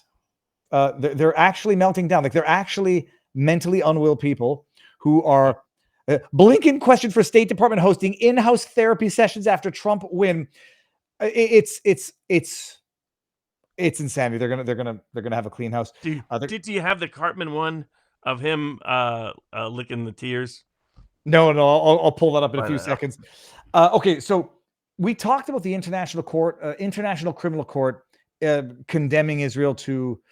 Oh, I forget the wording now, but they basically found that Israel had committed acts of genocide, which, as per the definition of genocide in that whatever act that is, I can understand how they find that. They've issued a warrant for the arrest. And according to the Jerusalem Post, let me just pull this up here. I didn't hear this, by the way. Canada will allow the International Criminal Court warrant and arrest Netanyahu, Gallant, if they enter the country, Trudeau says. We're one of the founding members of the International Criminal Court and the International Court of Justice. We will abide by all the regulations of the International Court, he said, November 23rd. Holy shit, words matter. He's got a little sign behind him. Robert, I mean, we talked about it at the time, and it's not to say like we might have been wrong, but you weren't sold on the international binding nature of any International Criminal Court of Justice ruling. What do you think happens? I mean, basically, would the Canadian government actually physically arrest Netanyahu if he comes to Canada? It was an interesting choice that Trudeau made, but he's been on both sides of so many of these issues. I mean, how did that work out for Harris? In Dearborn, I think she dropped about 40 points from 2020 to 2024, Biden's margin versus her margin. It was one of the biggest drops of any like if you knew nothing about American politics, we always be like, man, what's this little town that like swung like 50 points from 2020 to 2024? And and if you know your political history, if you're a political nerd, then you might ask, well, what town is it? And to tell you Dearborn, and they're like, oh, this is because of actually a political conflict somewhere else around the world. That's the reason why they voted that way in Dearborn. But if it didn't work that way, I don't know why this a new strategy of trying to be on both sides and all three sides is going to work any better. Trudeau was tribunaled already. This chat moves too fast. I can't read the chat. Hold on, where was it? Trudeau was tribunaled. I got lost in the chat. Went down there. Okay, Robert. I don't think we talked. Well, we certainly didn't talk about this because this happened midweek last week. I forget what the red lines were that had been crossed. Where Biden said that's a red line we're not going to cross. We're not going to give this type of weapon to Ukraine. We're not going to give tanks. We're not going to have boots on the ground, and has systematically basically violated every one of these red lines. Last week, I don't know who authorizes it, how this becomes like policy, where they authorized Zelensky to use American-made ATACMS, I forget what the actual acronym is for that, to strike Russia within Russian borders.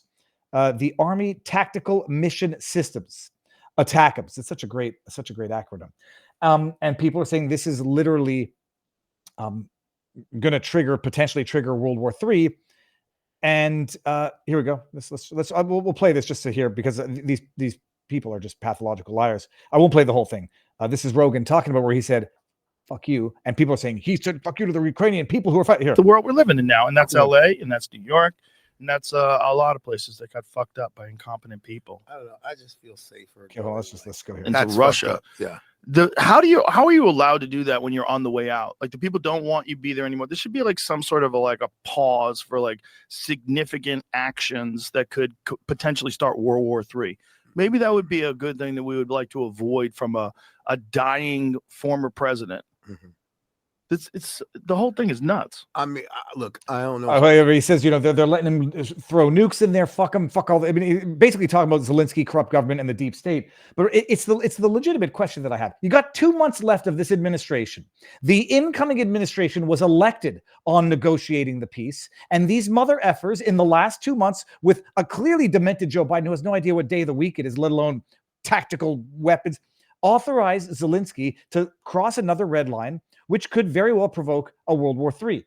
If it hasn't already started, it's just not yet a nuclear World War III. What is the policy, and what do you make of this, and what do you think? What happens? How does it play out between now and January? Well, usually everybody stays cool when there's a change in administration, but that can't be guaranteed with this administration. Your greatest fear won't come from Russia or Iran or China or anywhere else. It comes from inside the Defense Department and the State Department. So you just got to hope those people don't lose their minds or do something that could cause the rest of us to lose our lives. That's our biggest risk still, is the people that are in the sort of gray space of the administrative bureaucratic state. And when Trump comes in, how does it? I mean, I've said for a Canadian who doesn't really fully understand, he's going to come in. You're going to have employees of these agencies who are still going to be there.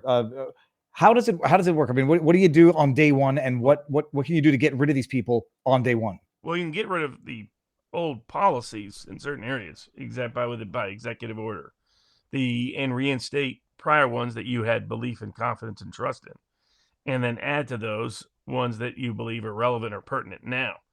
And so so you can start out with executive policy. Then in terms of personnel, you're a little bit more limited. There's the people you have to get Senate confirmation for. There's others that you hope will resign voluntarily so you can replace them. There's others that they have to clear certain levels. Sometimes it's a security clearance, sometimes it's something else in order to get a particular position. So all of those can be hurdles and hindrances behind the scenes while you're trying to manage that. But one of the big open questions is, can Elon Musk actually radically restructure and reform the way a major government operates in the modern age, with this massive bureaucratic structure that we've imposed, no matter where we're at on the ideological spectrum over the last century, that we just keep making government bigger and bigger and bigger and bigger, as a share of activity, as share of everything, capital, you name it. You combine that. Can you break through that? Even somebody as creative and as inventive as people like Vivek, like Elon, like Peter Thiel, like J.D. Vance, etc. Or is the administrative state too strong? Or does it atrophy to such a degree that you can't make reforms? Or do we need some sort of constitutional restructuring at where and to whom we give power in ways that are maybe a little more clear than what some prior people thought? Some of us may have thought it was clear, but maybe it wasn't to some people now. So it needs to be made clear now, given the hurdles that are still to be present in just trying to get any kind of basic justice done. Because that's all. And during all this, as you point out, Trump is doing this while just trying to prohibit the world from blowing up, and ideally maybe getting a peace deal or two, getting things moving on the right direction. And they can't even avoid messing around with that. So it's just, we've got incompetent at every level of elite governance, and it continues to be our greatest risk. I was going to ask you something. I think I floated this idea, and I think you've confirmed that it's actually possible. Biden on his way out. There's a ton of people. I presume Mayorkas, the other guy there, Garland. Who's the other one that I absolutely love? Blinken. All of these people on the way out, they presumably are nervous about potential crimes, as are all of the, anyone involved in these federal agencies. But Biden can preemptive pardon everybody, like blanket pardon federal employees, blanket pardon all these people. And so they have nothing to worry about, and they just resign when Trump comes in, if they don't blow the world up before then. Yeah, exactly. All right. But your bigger danger is these people are not paying attention to what should be their own risk and ways to be practical and pragmatic, but instead don't see the world that way. They see it as, we're right on the eve of protecting freedom, and it's all going to be lost because this country went nuts for 6 months. And according to official American political science professors, that they've looked at it, and they've concluded that it's an unprecedented explanation for why their 13 keys, didn't work. That instead it was the most extraordinary corruption by a billionaire in American history of American politics, according to Leakman, now blaming Elon Musk for everything. as you could see. Fucking guy. Because American politics is quite infamous for never being influenced by billionaires like, say, Bill Gates or George Soros. Soros. Exactly. The striking within Russia. Sorry, I forgot to ask this. What's the tactical rationale? I understand the justification. They're going to say, well, we're striking military targets within Russia because all that Russia's doing is unfairly recoiling back into mainland Russia, and so we can't strike them. But now we've been given the green light. What targets, in theory, are they actually looking to strike? I mean, they're living in some sort of fantasy land. Is the conclusion I've come to. Because at some point you recognize you can't win. Kissinger came to that reality before he passed away. Early on into the Ukrainian conflict, he's like, okay, this isn't going to work. It's not going to happen. You can like it, dislike it, whatever. But the people who are still in the State Department running these policies still think they're right around the corner from Putin collapsing, and them and Vindman's third cousin and whomever else can become defense secretary of another government around, or a member of Congress, unbelievably so. In the case of Vindman, that's the net effect that you end up rewarded for some of this behavior. In terms of what's ultimately happened, nobody suffered adverse consequence for doing the dumb and crazy stuff. Let me bring this up here, and then I'm going to bring up two things because I saw a big red thing come in on Rumble. Ron Schoolcraft says, I would like to see General Michael Flynn as DNI. He was illegally targeted for destruction the first time around. Why not bring him in again? Hold on, who department? Oh, that was DNI was Tulsi Gabbard. Does Flynn get any position, or is he too tired? Doesn't want to have anything to do with this, or is he too? I don't want to say not compromised in that sense. Has he been too tainted by the 2020 allegations, the Q phenomenon, and those things? Is he still a viable player in this? I think if he wants to be, yes, he is. And I think somewhere, within his military expertise, that's where I would focus his skill set. Oh, and now that I just saw Ryan level up, who says, you're not a Canadian, you're a Jew living in America. First of all, I don't know if you're talking to me, but I am a Canadian. And I also am someone who happens to be Jewish living in America. So you're right on two of the three. I award you no points, and that's it. Okay. All the the Ukrainians I know of here in the U.S. have so much cash all of a sudden. AMG's Porsche Mini Mansions, coincidence, truth puppet. I haven't heard that and don't know anything about that. Just reading a Rumble rant. And I think, Robert, this might be what you might have been talking about. Let's just see if this is the meme. Donald J. Trump is now president of the United States. Yeah, it's only 20 seconds. Yes! Yes! Oh, let me taste your tears, Scott. Your tears are so yummy and sweet. Oh, the tears of unfathomable sadness. Yummy, yummy, you guys. Okay, Donald J. Trump is now. I don't want to play that again. Okay, that's funny. Now, I wanted to ask you something. Let me bring this out here. Stop share screen. I think I might have forgotten to ask you this. It goes back to what you're working on, the Keatam Brooke Jackson lawsuit. But before we get into the question, what's the Keatam Brooke Jackson Pfizer whistleblower who was blowing the whistle back in the day, which would preclude anybody from saying we couldn't have known what we now know, so forgive us for what we did back in the day. The government came in, dismissed the lawsuit. What's the state of the appeal on that one?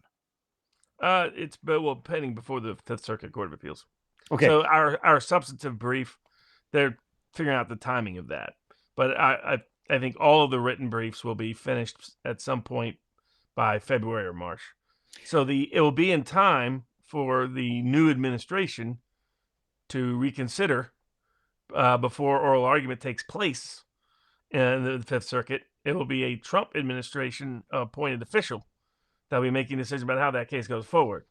So it's going to be a little bit of a different political dynamic going forward. And we'll see if the new Justice Department's any better than the old one.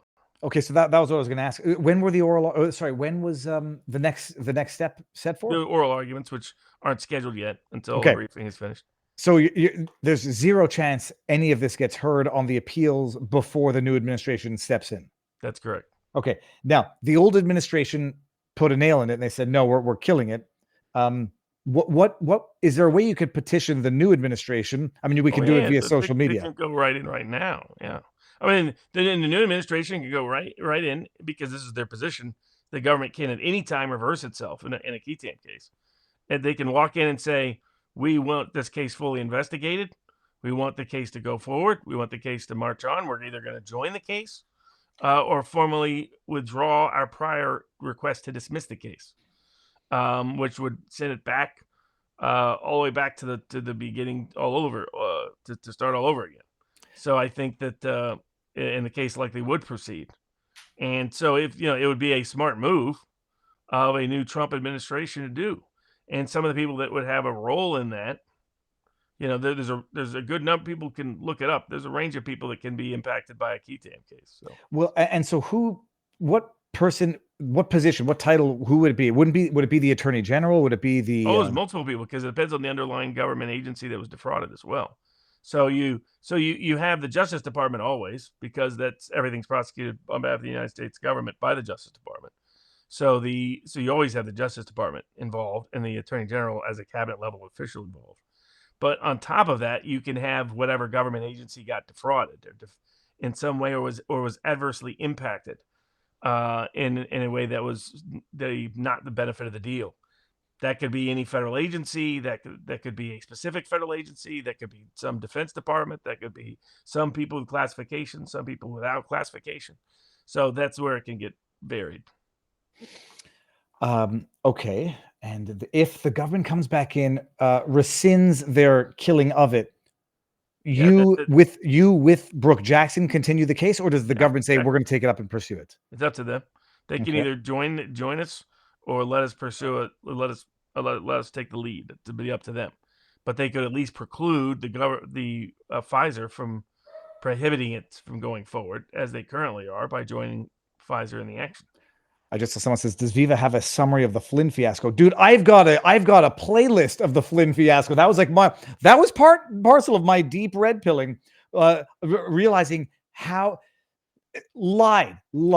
Oh, he pleaded guilty. Holy crap. But in front of a judge who was corrupt, who was conflicted, had no business accepting his plea, and it was an invalid plea to accept in the first place, only after they threatened to go after Flynn's son. They ruined the guy's life. They bankrupted him. You want to hear what they did to Paul Manafort? Watch the interview with Tucker Carlson. Absolutely wild. So all this to say, and this is my very discreet way of saying it, come January 20th, we're going to mobilize one hell of a social media campaign, a social media pressure campaign to make the new Trump administration rescind killing that Keatam case and allow you and Brooke Jackson to go investigate Pfizer so that Trump can understand that Pfizer lied to him. They abused of Operation Warp Speed to defraud the American people out of billions of dollars, and they killed people in the process. Bada bing, bada boom. Exactly. All right, let's see here. We're going to go take a couple of tip questions over on to. Now I got to start from the bottom up because I got timed out of my position. Gates appointed a special counsel to round up the bad elements. Could Gates be appointed a special counsel? Yes. But does special counsel not need to go through Senate confirmations as well if they're to be lawfully appointed? Only if they're going to have that degree of power. Okay. But we don't want to run into a Jack Smith unlawfully appointed special counsel. Is the way I wouldn't call it unconstitutionally appointed. He claimed power he was never constitutionally appointed to have. Does that make sense? As I prefer that phraseology because it's okay. From what basis did the Constitution give this person authority in the first place? And if you always start with that premise, then that's a different premise than they just tend to assume these people have power that they really don't. Okay, have. so I appreciate that because that is to say that Jack Smith could have been appointed to exercise constitutionally lawful powers, but he was exercising powers that would not be constitutionally lawful for a man appointed the way he was appointed. Exactly. Okay, and he could have had other people do that, like with some of the people that have, justified the attacks on Trump. All of them are Trump haters, but putting that point aside, at some level they concede that this went too far in terms of how many procedural rules they just threw out of the gate just to get Trump. And at some point that has to have consequence on its own terms. It's like if a cop lied in 50 cases, you're going to say, well, I really hated that defendant in case number 51. So I'm going to pretend he didn't lie on that one. Right? I mean, can you really do that? And does that uphold the integrity and confidence and transparency of a legal system? Most certainly not. And actually, while we're on the subject of rescinding the ending of the Keatam case, up in Canada, Robert, you know that Kayla Pollock rendered a quadriplegic by the Moderna booster after having had 2 Pfizer shots. Government, the doctors told her it was in her head. Then the government comes in and says, "Have you thought about killing yourself?" And I'm not trying to be funny. They offered her maids, medical assistance, and dying 3 times. She's surviving and she's fighting and she's writing a book now, detailing it. So I was on a very brief Twitter space with her and basically the entity Bell the Cat, who's I think in our locals, in our locals community as well, is helping her co-publish a book talking about her ordeal. And she's suing Moderna and Sean Hartman's father, Dan Hartman, is suing Pfizer currently in Canada because we don't have the PrEP Act immunity. They're suing under a wrongful death type case, and they've got indemnity clauses but no immunity. So we'll see where that goes. But can you explain to people the difference? In other words, that for the most part, other than reputation, Big Pharma can't pay any verdict out of these cases. Oh no! Well, this is so in the States, the PrEP Act offered, but the government may have to pay. Well, that's it. The government may. There's a way that I think they're going to say, "Well, you lied to us, so we're going to get out of our indemnity clause." But in the States, you got the PrEP Act, which is immunizes pharma, and in Canada, Australia, South Africa, once we started getting the supply agreements with these pharma companies, it became clear to anyone who understood it. We didn't have legislative immunity, but they had contractual hold harmless with the government. So the government said, "We'll hold you harmless for any damages caused by your vaccine in order to get you to produce them and distribute them." And so it means you can sue the pharma company. And if there's $1 billion award issued against Pfizer, against Moderna for the death of Sean Hartman and the paralysis of Kayla Pollock, Pfizer and Moderna turn to the government and say, "You agreed to hold us harmless, so now you pay the judgment," which is what the contract would mean. What I suspect is going to happen if we ever get there is the government's then going to say, "You lied to us, and we would have never agreed to hold you harmless had we known what you were actually delivering. So because of your fraud, we get out of the hold harmless provision, and now you guys are stuck to it for whatever you can pay," and they might have the money. Or lock them up if they don't have it. Right. We'll see where that goes. Let me bring up some more tipped questions up here. Robert, take it easy, please. Well, we're not going to do a marathon tonight. That's coming from Susie C. Robert, you're doing good. Like I know you're recovering, and people were nervous. About 50% back. Yeah. Tabarnouche, it's okay. We will take care. We're not doing a marathon tonight, so I'm going to go easy on Robert. But Robert wants to be here, and I'm making sure people. I'm not running the fighter who should. We're not throwing in any white towel yet. Viva. This is from Elijah Har. I am trying to get in touch with RFK Jr. or Robert. I am a law student at Regent University and have a crucial insider information on the dairy industry. Can you send me an email that either Robert or RFK will actually look at where I can send some documents. My family has been involved in the fight for 14 years. I personally got through Ivanka Trump's SS detail and put this information in her hand to give it to Trump back in 2018. Surprise, surprise, nothing happened. Thank you, Elijah. I will, if Robert allows me, but Elijah, I'll send you an email for sure. Yeah, you can send. He can send it to me. Yeah. Okay, perfect. And we got. Here, I'll bring these up here. Hold on. Bring it here. Up in Humble. Barnes, are you pessimistic or on Viking? No, Robert. Robert is. Robert is. He's. Look, guys. It's been a long week where Robert was in hospital. Will Trump remove the Senior Executive Service (SES) Lex Rex 1964? What does that mean? Secret Executive Service. I'll have to Google that because I don't know what that means. Nor do I. All right, and then we got here. Hold on a second. Let me go to the bottom here. Jump to recent. Okay, Gates appointed special counsel. We got that. How serious is President-elect Trump about prosecuting government corruption, if at all, or was it just a lock her up 2.0? Oh no, he is. It's. Let's see how he fights it, and I think there'll be a mixture of good and stronger and weaker decisions interspersed between those. But so far, he's way ahead of where he was before any prior president. So by my, could I imagine 20% better choices? Yeah. But when that's the world you're in a pretty extraordinary environment. Okay, I'm going to read one, and then we're going to take, I think, our last subject before we head on over to the Viva Barnes Law after party. Elijah Hard. No, I got that one. Sorry. Tabarnouche, why did it do this? Ryan PD 911 or 911 says, Alex Jones was on this week saying that the left in deep state is planning a game-changing attack either before or after inauguration that will give the perception of a race-based war. The only attack that would do this is multiple Breslin-style attacks. That was in Russia, where they took over a school and killed hundreds of kids. The right there would engage in the Bubba effect that he says they want. Pray for our country, Ryan PD 911. Robert, so I had on Ed Dowd on Wednesday, and he was talking about the actual, fraudulently inflated numbers, giving the indication of a good economy, but Trump is going to inherit something of a turd of economy. The feds are lowering interest rates, which might fuel inflation. I can't really say I understood. I mean, I understood it, but I think I came off a little dense when it comes to economic stuff. What do you anticipate happening?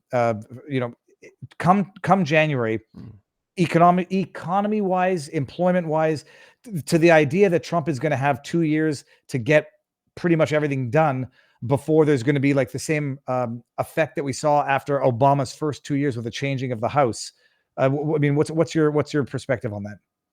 Yeah, I mean, I think all of that matters. But I don't look at it as a 2-year window. I see it more as there's things that you can try to put into place now that could be institutional change, so that change can reoccur and repeat itself naturally and organically. And then you have the kind of change which is a different person at office number 7. Then there's an institutional reform of that that office doesn't exist. You don't have that budget, you don't have that personnel, you don't focus money in that way, so on and so forth.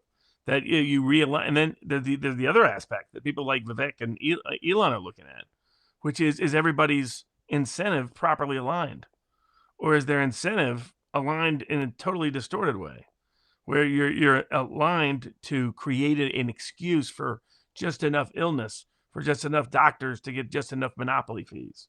That maybe that's what's happening in the environmental health and other spaces. As Trump has talked about in his own way, as Kennedy's talked about in his own way.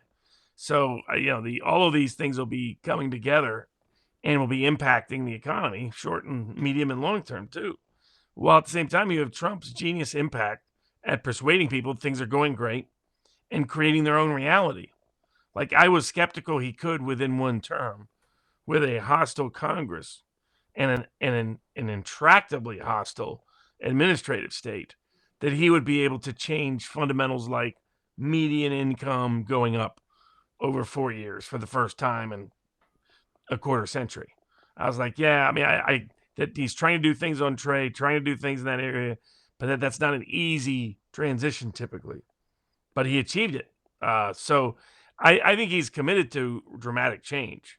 How much he can get away with, how much he can do, is going to be the big open question of the next 4 years, because he's looking at his whole term being his legacy and every aspect of it. Now, from what I don't know how it works, but I understand that the Dems have been cramming through. Is it federal court judges' appointments? Mm-hmm. Okay, so I mean that process. There's no confirmation process for that. They can just appoint as many as they want. Oh no, there's a process that has to be approved by the Senate. The president has to nominate. The Senate then has to either confirm yay or nay. And how aggressive or restrictive they are about that confirmation process can either slow it down tremendously or speed it up tremendously. Wait, but is this not what the Dems are trying to do now before the presidency is over? So how they're trying to speed it out? They're trying to get as many people through before their vote is dead in the next Congress. Okay, and so they are in fact going through that process and getting it done with what is the limit that they can appoint for federal judges? Just however many positions have been made available during the year, which is a budgeted positions plus death and retirement announcements. Okay, interesting. And I lied when I said it was the last one. We'll end on a funny note. I guess it's funny depending on who you ask. Nancy Mace, holy shit! What they've been doing to her in the last week because she doesn't want to be in the bathroom with a male who might happen to, pass if you didn't know any better, but we know better because the person made it very public that they're a man transforming their body into a woman. And Aaron Rupar. Oh, am I getting the actual? My new computer's coming soon, people. So bear with me. Listen to this. Even that's why millions of women are supporting me. That's why we're winning the message. And so many women now today feel more brave and have more courage because I've been speaking out. They feel like they are going to be supported now. We're going to see this all across the country. And we're hearing from folks all around the world, women from all sorts of countries now coming out and supporting us in our effort. Yeah, for the record, that trans member of Congress has said that he will actually abide by the rules and not use the women's restroom in Congress. I think Marjorie Taylor Greene came out with an idea. She said, well, maybe we should just have a Democrat women's bathroom and a Republican women's bathroom, and then the Democrats can just open the doors to the trans those. And also what AOC said about not being able to recognize. I mean, I've seen Rachel Levine. I know that's not a woman. So I don't understand this idea. It is so. Nancy Mace, you've taken a lot of abuse for standing up for the rights of women, especially in their private spaces, and we appreciate that. Can you believe, this is Aaron Rupar, who is and I'm not swearing for the sake of it, defined in the Urban Dictionary as a lying sack of shit who will say anything to promote party lines. I know that's not a woman. Nancy Mace was on Fox, yada, yada, referring to Sarah McBride and other trans women as he. I can't believe the crazy world that we're in now. Robert, people are saying this is a red herring. It's a distraction. Why we're making it? It's all theater, yada, yada, yada. And I'm sitting here saying, first of all, we can walk and chew gum at the same time. We can talk about geopolitics, Attorney General, HHS, DNI, while also having someone vocally come out and say, it's not okay to force women, especially survivors of rape, which Nancy Mace is, to sit in the bathroom with a man, however much that man has transformed his body to look like a woman. Good for McBride. If I didn't know any better, I wouldn't have known. Except he made it known as a matter of politics, which is why she's in her rights to make it known as a matter of policy.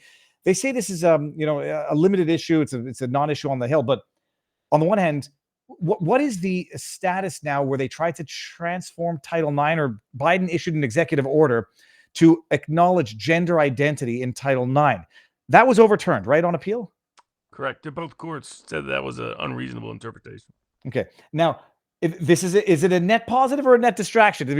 I feel that this is very much empowering women to say enough is enough. And I don't care if McBride looks like a woman. He's not. Let him use either a single stall bathroom. They have them. I presume they have them in Congress. Is this a distraction, or is it a worthwhile fight to finally put the nail in the coffin of this transgender madness? Oh, I think this madness had to go. And yeah, without question. And it made the country look like a group of sort of crazed laughing stocks. You know what I mean? I mean, it wasn't a good image to be. I mean, the Chinese were making fun of us, Russia making fun of us. It's not a good thing. Absolutely. All right. Now, what we're going to do here, people, that was going to be it. We're going to go over to, let me get the link. I know that I have Neurodivergent as our moderator. There's the link to Rumble, to Locals. I'm sorry. Before you go, make sure, hold on. There are 23,000 people listening, watching right now. How many thumbs up do we have? I don't care. We got a lot. We got 1,500 thumbs up. Hit the thumbs up before you leave. Make sure that you're subscribed. If you're coming over to Locals, it'll be supporters only because we want. Oh, I'm putting too many messages. I'm spamming my chat on Rumble. Come on over to vivabarneslaw.locals.com. But if you want to wear some merch, because it's very silly and I always forget to promote our own merch, welcome to Viva Fry. People go to vivafry.com. It's never too late to get your best friend, your loved one, your mother, your father a shirt, a mug. Friends, don't let friends vote Democrat, and all of the other merch if you want to get some support the channel. But the best way to do it is vivabarneslaw.locals.com, where we are going right now to our supporters. So, Barnes, what's your schedule for this week? You're resting up. Do you have anything planned? There's a court thing I may have to do. So, but otherwise, trying to get it's supposed to be like about a month. It's supposed to be done with all the various medications. And not to look, I'll say when I tore my MCL, partially tore my MCL, they said it's 4 to 6 weeks. I'll tell you something. On the 4th week, it was like, all right, I'm ready to get back. So hopefully they're right about the estimate, and you'll be on the mend. We're gonna, everybody, thank you for being here. Come on over to vivabarneslaw.locals.com, and it'll be a 30-second countdown starting now. All right, we're gonna do this. I'm going up from where I stopped off on the bottom. The locker up, we were there. Alex Jones, I got that. That was from Ryan PD. Free Super SC01. As a longtime Rand Paul constitutionalist, what is Barnes' take on opposing U.S. military for deporting illegals? That's a permissible role of the military because it deals with invasions. Okay. Now hold on. Do we don't need to revisit that use of that directive. We talked about that a couple of times. Choose EQ says, can Trump fire any of his picks if they don't follow his instructions? The answer to that is yes. He can fire them. They serve at his leisure. Yeah, but they can always sue and all. Well, because that's the thing. Didn't he have that problem? It was with either McCabe or one of the FBI guys. Yeah, I mean, a bunch of people sued that were fired, were discriminated against, that got no relief, like Robin Gritz, and then, or at least not yet. And then, whereas people that deserve to get fired got to sue and got paid extra money for violating the rules that led them to get fired in the first place. Plant Nerd says RFK would eat roasted Jaguar. Yeah, but not a dog. You can. I don't think people eat cat. Well, I know people eat cat. Okay. Tim Good. My previous post about recruitment at 1890s and 1990s university was specific only to those schools and not other schools. Seems a wide range of others are being excluded. Others given special treatment with this being asked relative to the relatively recent SCOTUS decision overturning affirmative action where Asians were not being considered for entrance. Tim Good, that's a bit of a run-on sentence. I think I understand it, but we're going to see if I get to the other one in a bit. Do you think Trump-Kennedy will put a halt to the CO2 pipeline? I don't know what the CO2 pipeline is. I'm not sure which one they're talking about, no. And we got Bill Brown, who says, Dear Abby, I'm 19 years old and still a virgin. On my brother's... Bill, you got me in trouble. I read a meme that I shouldn't have read. Jonathan G94, Doug McGregor should be a national security advisor, not Michael Waltz. He has Dick Cheney connections, and the deputy NSA designated Alex Wong goes back to George W. Bush, was a foreign policy advisor to Mitt Romney and Tom Cotton. Also, the Bourbons are the Bourbons resuming this week. What can you feel to that one, Robert? I don't know who Michael Waltz is, but are the Bourbons going to possibly get one this week? Probably not this week. It'd be next week, the earliest. Okay, good. I say good, but everyone, Barnes is I'm going to destroy that dog. Tim Good. If a federal employee is required to actively participate in recruitment efforts in the 1890s and 1990s schools. Did I not read this one? I feel like I read this one. And that requirement was put into their performance plan and not part of the job description. Is that unconstitutional? Also, what remedy, if any, seems any cause for action would be based on potential harm of bad performance review that they refuse to participate on the grounds they took an office to uphold the Constitution? Is the question, if in schools they refuse to discriminate based on the policy, do they have any remedy? Maybe. That's always very fact dependent. Matt Hammond asks for a prediction: which libertarian will be selected for Trump's cabinet? I mean, Chase Oliver kind of torched a bunch of bridges between Trump world and libertarian world, so that'll be up to Trump at this point. But Angela McCardle, there'd be some great people up there, but I don't, I don't think there'll be someone officially from the Libertarian Party because Chase Oliver made sure that didn't happen. Yeah, Dave Smith is making amends, but it might be not too little, too late. It's just enough in time. Beavis Wallace says, "I thought Trump nominated Matt Gaetz so that Rhino Republicans would freak out and reveal themselves as not truly MAGA, sort of a Trump litmus test to see who is on the sideline." If that's true, that's fine. But then why not appoint Bailey from Missouri or Paxton from Texas? Robert, was there a good political reason to not appoint either of those two? Like, do they need to be in their seats, or do they not want to leave those seats vacant? No. Okay. I mean, they know with both of them, they'll get huge confirmation fights. That's it. Oh, Bailey and Paxton will get confirmation fights? Remember, because Paxton's been impeached twice. I'm an idiot. I forgot about that. Okay, you're right. Oh, look what I got here. Get your smelly old butt over here and say hi to people. Yeah, you're barking? You're barking? Okay. All right. Let me go here. Okay. So, and then Bo Mega says, "No, you missed talking about Alex Jones last week. Menzies was arrested 3 times in Toronto, and now Ezra." Yeah, we covered that. It's Canada. Oh my gosh, Canada is in a bad place, and they're and the Liberal government is just trying to buy votes, knowing that they're heading into another election season. Locomotive says, "Hello, Viva and Barnes. Hope you all are doing well. Question: Mark Robert was talking about Judge Merchan indefinitely suspending Trump's sentencing. Could you explain what the remedy is?" Robert, okay, so actually we didn't isn't that cover exactly this. what we predicted? Yeah. Well, no, I predicted he's going to vacate it, but that'll come eventually. But so Trump asked to not to adjourn indefinitely so that he could make a motion to dismiss. That was granted by the judge. There's a certain timeline for Bragg to file an opposition to the motion to dismiss. I suspect he's just going to say, "I defer to the court." And so, but how long can Merchan drag this out for if he doesn't want to dismiss it, before whenever? Like he's going to get the arguments, and then he's going to have to make a decision on whether or not to dismiss the charges or vacate the verdict. There's no time. He can take 6 months to render that decision. Oh yeah, definitely. I mean, yeah, they sit on cases longer, put it that way. But anyways, when it happens, am I wrong for picking a fight with McCarthy on Twitter? No, that guy's a loser. Okay, because I didn't call him an idiot. I just like, "You're an idiot because you get ready for Trump to go to jail." I was like, "No, he's not." And let's come back to this prediction, which I came back to, and he lost. Linda McMahon has some hiring known pedo issues, says Bill Brown. Robert, do you know anything about that? No.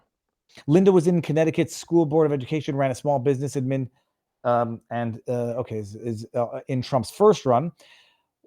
Vilma Betancourt says, "Robert F. Kennedy has a long friendship with the Castro regime. His mother loved Fidel and Che Guevara. I published that on my Substack. He should be the one to reach out. He should be the one to reach out to the murder." I'll leave it up to Trudeau. No, I like Robert's idea that Cuban. I didn't know he was Cuban, but Marco Rubio would be the good one to do that.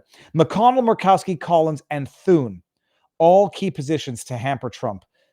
Well, they're not really positions; they're key players. And Thune was appointed by or voted in by those senators.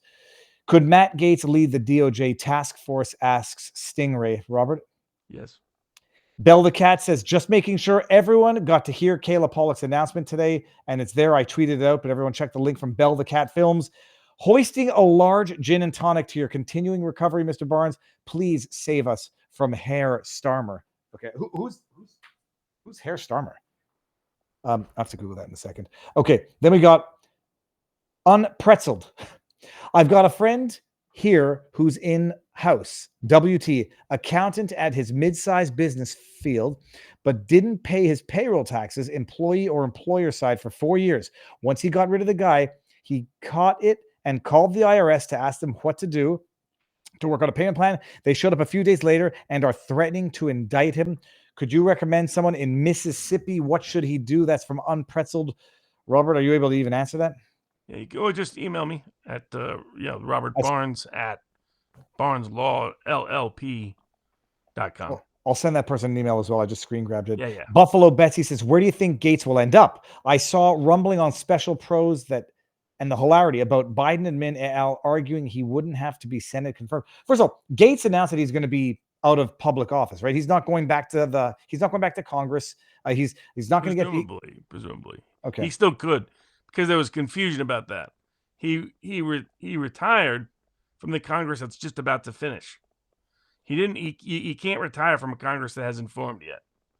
So that's never happened. So if he wanted to decide to take his seat because he was elected to it, he could just go take his seat in January. I hope he does. I think there were some rumors where he said he's going to be go into the private sphere. Florida said they're not going to appoint him senator. Schnookum says, does Ezra have the right under the Canadian Constitution? Those rights aren't inalienable like they are here. I mean, you guys up north allow an open-ended law labeled mischief and make it a felony. I double checked before. We have a constitutional right for peaceable assembly, but some people take that to mean, indoors if you're going to be like unionizing and not protesting on the street. And as we saw during the trucker protest, no, you don't even have the right to peacefully protest. What's stunning is that, they say a breach of the peace. What was it called? Breach of peace by crossing the street to approach protesters. And the argument is that he's going to incite them to violence by his presence. And so you're preventing a riot by placating the violent mob by not allowing journalists to report on it. It's ass backwards, but we all know that. Glad to see you feeling better, Barnesy, says Buffalo Betsy. Schnookums, the woman's voice spouting lies sounds like all HR reps who have ever sold their soul to corporate. Let's go up here. I'm a lowly pish nurse. Oh, that was Jeanette Victoria. I got that. Okay. Junkman611. I agree with Viva on the Surgeon General appointment. The question is how influential. Okay, I got that. The picks for NSA, we got this. Okay, so I think I got all of these. Now I'm going to go all the way back to the bottom. And we'll take some comments on the side there. View tips. Robert, no bourbon until you feel better. Says AG Main 5082. I don't know if that's your doctor, but listen to this person. They're probably right. Good evening, gentlemen. Did I miss your take on cash as a possibility for FBI director? Feel better, Barnes. That's from Rocky Roads Cola. We didn't talk about that. There's been no official announcement, right? No, he'd be great. That's my short. Cash would be great wherever they put him, but he'd be great at the FBI. Would he have a problem getting? Anybody who's the problem with someone like Cash, they cleared him repeatedly until he outed him, and you're gonna say, oh, now we think we never should have cleared him to begin with. So they got a problem with that. With the timing, suddenly there's a problem. Oh, now that you question what we do, all of a sudden that's how our security clearance works. So that you won't even see them go that route. They kind of tried to do that much on Kavanaugh. Bill Brown says, look up Ring Boy scandal on Linda McMahon. I absolutely will. Greg 76. Why was Massey not nominated for Agricultural Secretary? Do you think there are plans for Massey to run for McConnell's seat in 2026? Robert, I couldn't even begin to field that one. Yeah, I don't know about that. I think it will be somebody very good on the agriculture side. Okay. And Massey, like some people say, we need them in the House. Except between the House and the Senate. No, you'd be much better off if they can have a real impact at the federal government administrative level if they're committed to that kind of impact to begin with. Okay, and we got what impact will McConnell have now? Says Tony Karras. In a couple of years, he's literally a dead man walking. He's already a dead man walking, but he's politically a dead man walking in a couple of years. That's from Tony Karras. We got Tim Good with a meme here, or at least a tweet. It says, Zinger, Nancy Mace slams Rhino Adam Kinzinger amid restroom controversy. Even though you don't have balls anymore, you can still use the men's room. I don't know if that's real. It could be looking not the onion. Elijah Har. Okay, so I got that. I think we've got everything. I'll read. We'll do some of the questions, and then some of the comments on the right. We'll wind up here. I hope Gates' thing was planned. Otherwise, Trump is delusional if he thinks any of his picks will get confirmed by the traitors in the Republican Senate. It's going to have to be all recess appointments, is my prediction. We talked about it last week, but he could get away with all recess appointments. Like there's no if necessary. Yeah. Can they impeach him for that? Exactly. I say joking, but I don't want to see. They're gonna pay attention to is like CBS put out an honest poll for the first time. Now the election's over.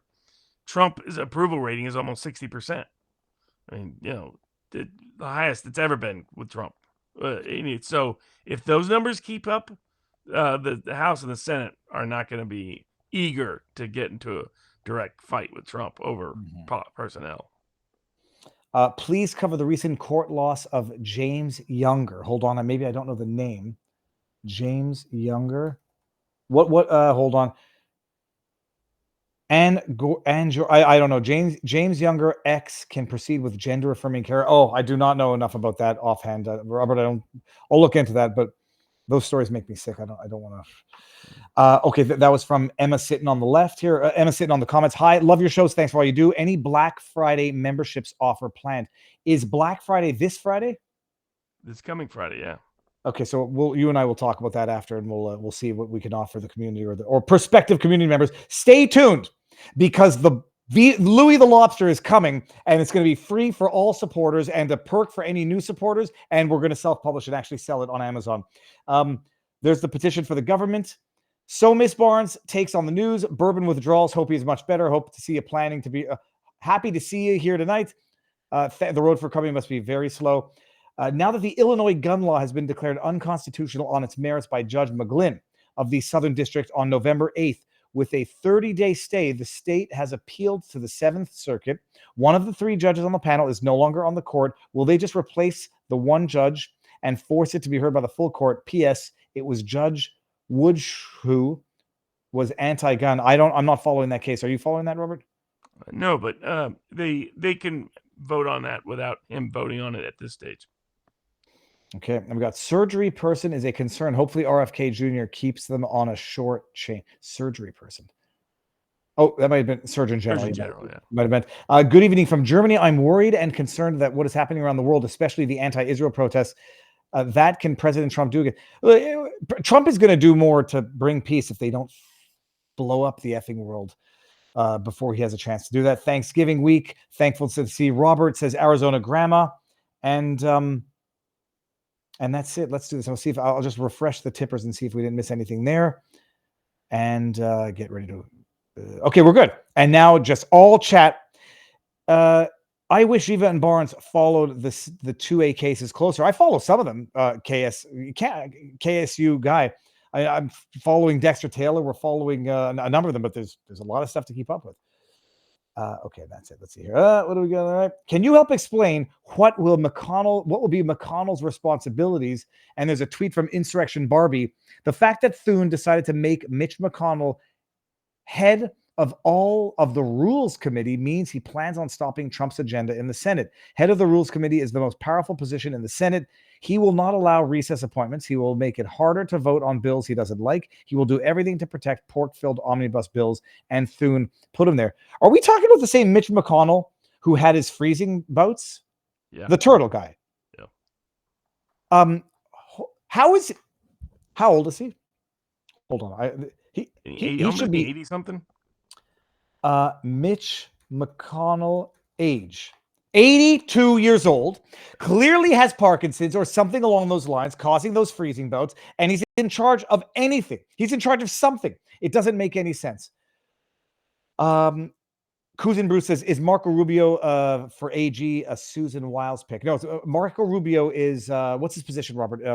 State, Secretary of State, not Attorney General, but we've talked about that as well, and I think we've done good here. How are you feeling, Robert? Did they figure out what was wrong? Says Zeke. Barnes is on the road to recovery. God willing, touch wood, poop and hora. Pauliella, Robert, Viva. I'm thankful to hear you, Robert. Most of all, to hear how you are. All week, I've been sending you the most vibrant health with all pain fast fading away. I know all the deers on your board have been too as well. Anyone see this posted on November 24th on Twitter? DARPA is seeking innovative proposals for rapidly countering gene editing technologies. I assure you I haven't seen that, but I'll screen grab that and send it to Robert and see if it's actual legit. And get ready to rumble. Okay, so there's a lot here. Okay, we did it. She is complicit for every damn vax injury. Nuremberg 2 now, says Ecus Gluteus. All right, Robert. We've done good. I don't want to push you. I don't want to push you too hard. We're going to call it, people. Everybody this week. So I should be on with Shannon Joy tomorrow. I don't know if you know her, Robert. She's on Rumble. Seems to be a bit of a.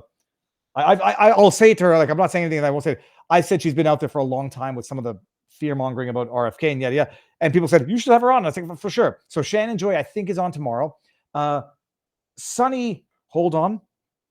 Oh, geez, Louise, I'm sorry. I'm brain farting on the names. Holy cows. Sunny Johnson. I don't know if you know Sunny Johnson either, Robert. She's Dexter Taylor said I absolutely have to get in touch with her. Sunny Johnson is at Sunny Johnson, SONNIE Johnson with no T. Host of Sunny's Corner on Sirius XM, Patriot 125, political pundit, communications consultant. Did she say? Dexter Taylor said I have to have Sunny on because she's amazing, a Black woman, conservative voice, and will give an amazing perspective. I think I'm live with her Tuesday, and one way or the other, I'll be live daily. So, locals, thank you all for being here.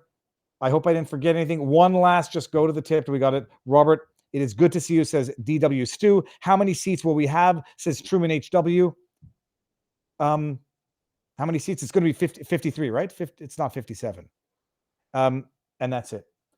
Okay, everybody, go and enjoy the evening, and we will see. Ooh, we're going to end at 2 hours and 10 minutes on the nose by waiting and killing the airspace and not saying anything for the next 5 seconds. Peace.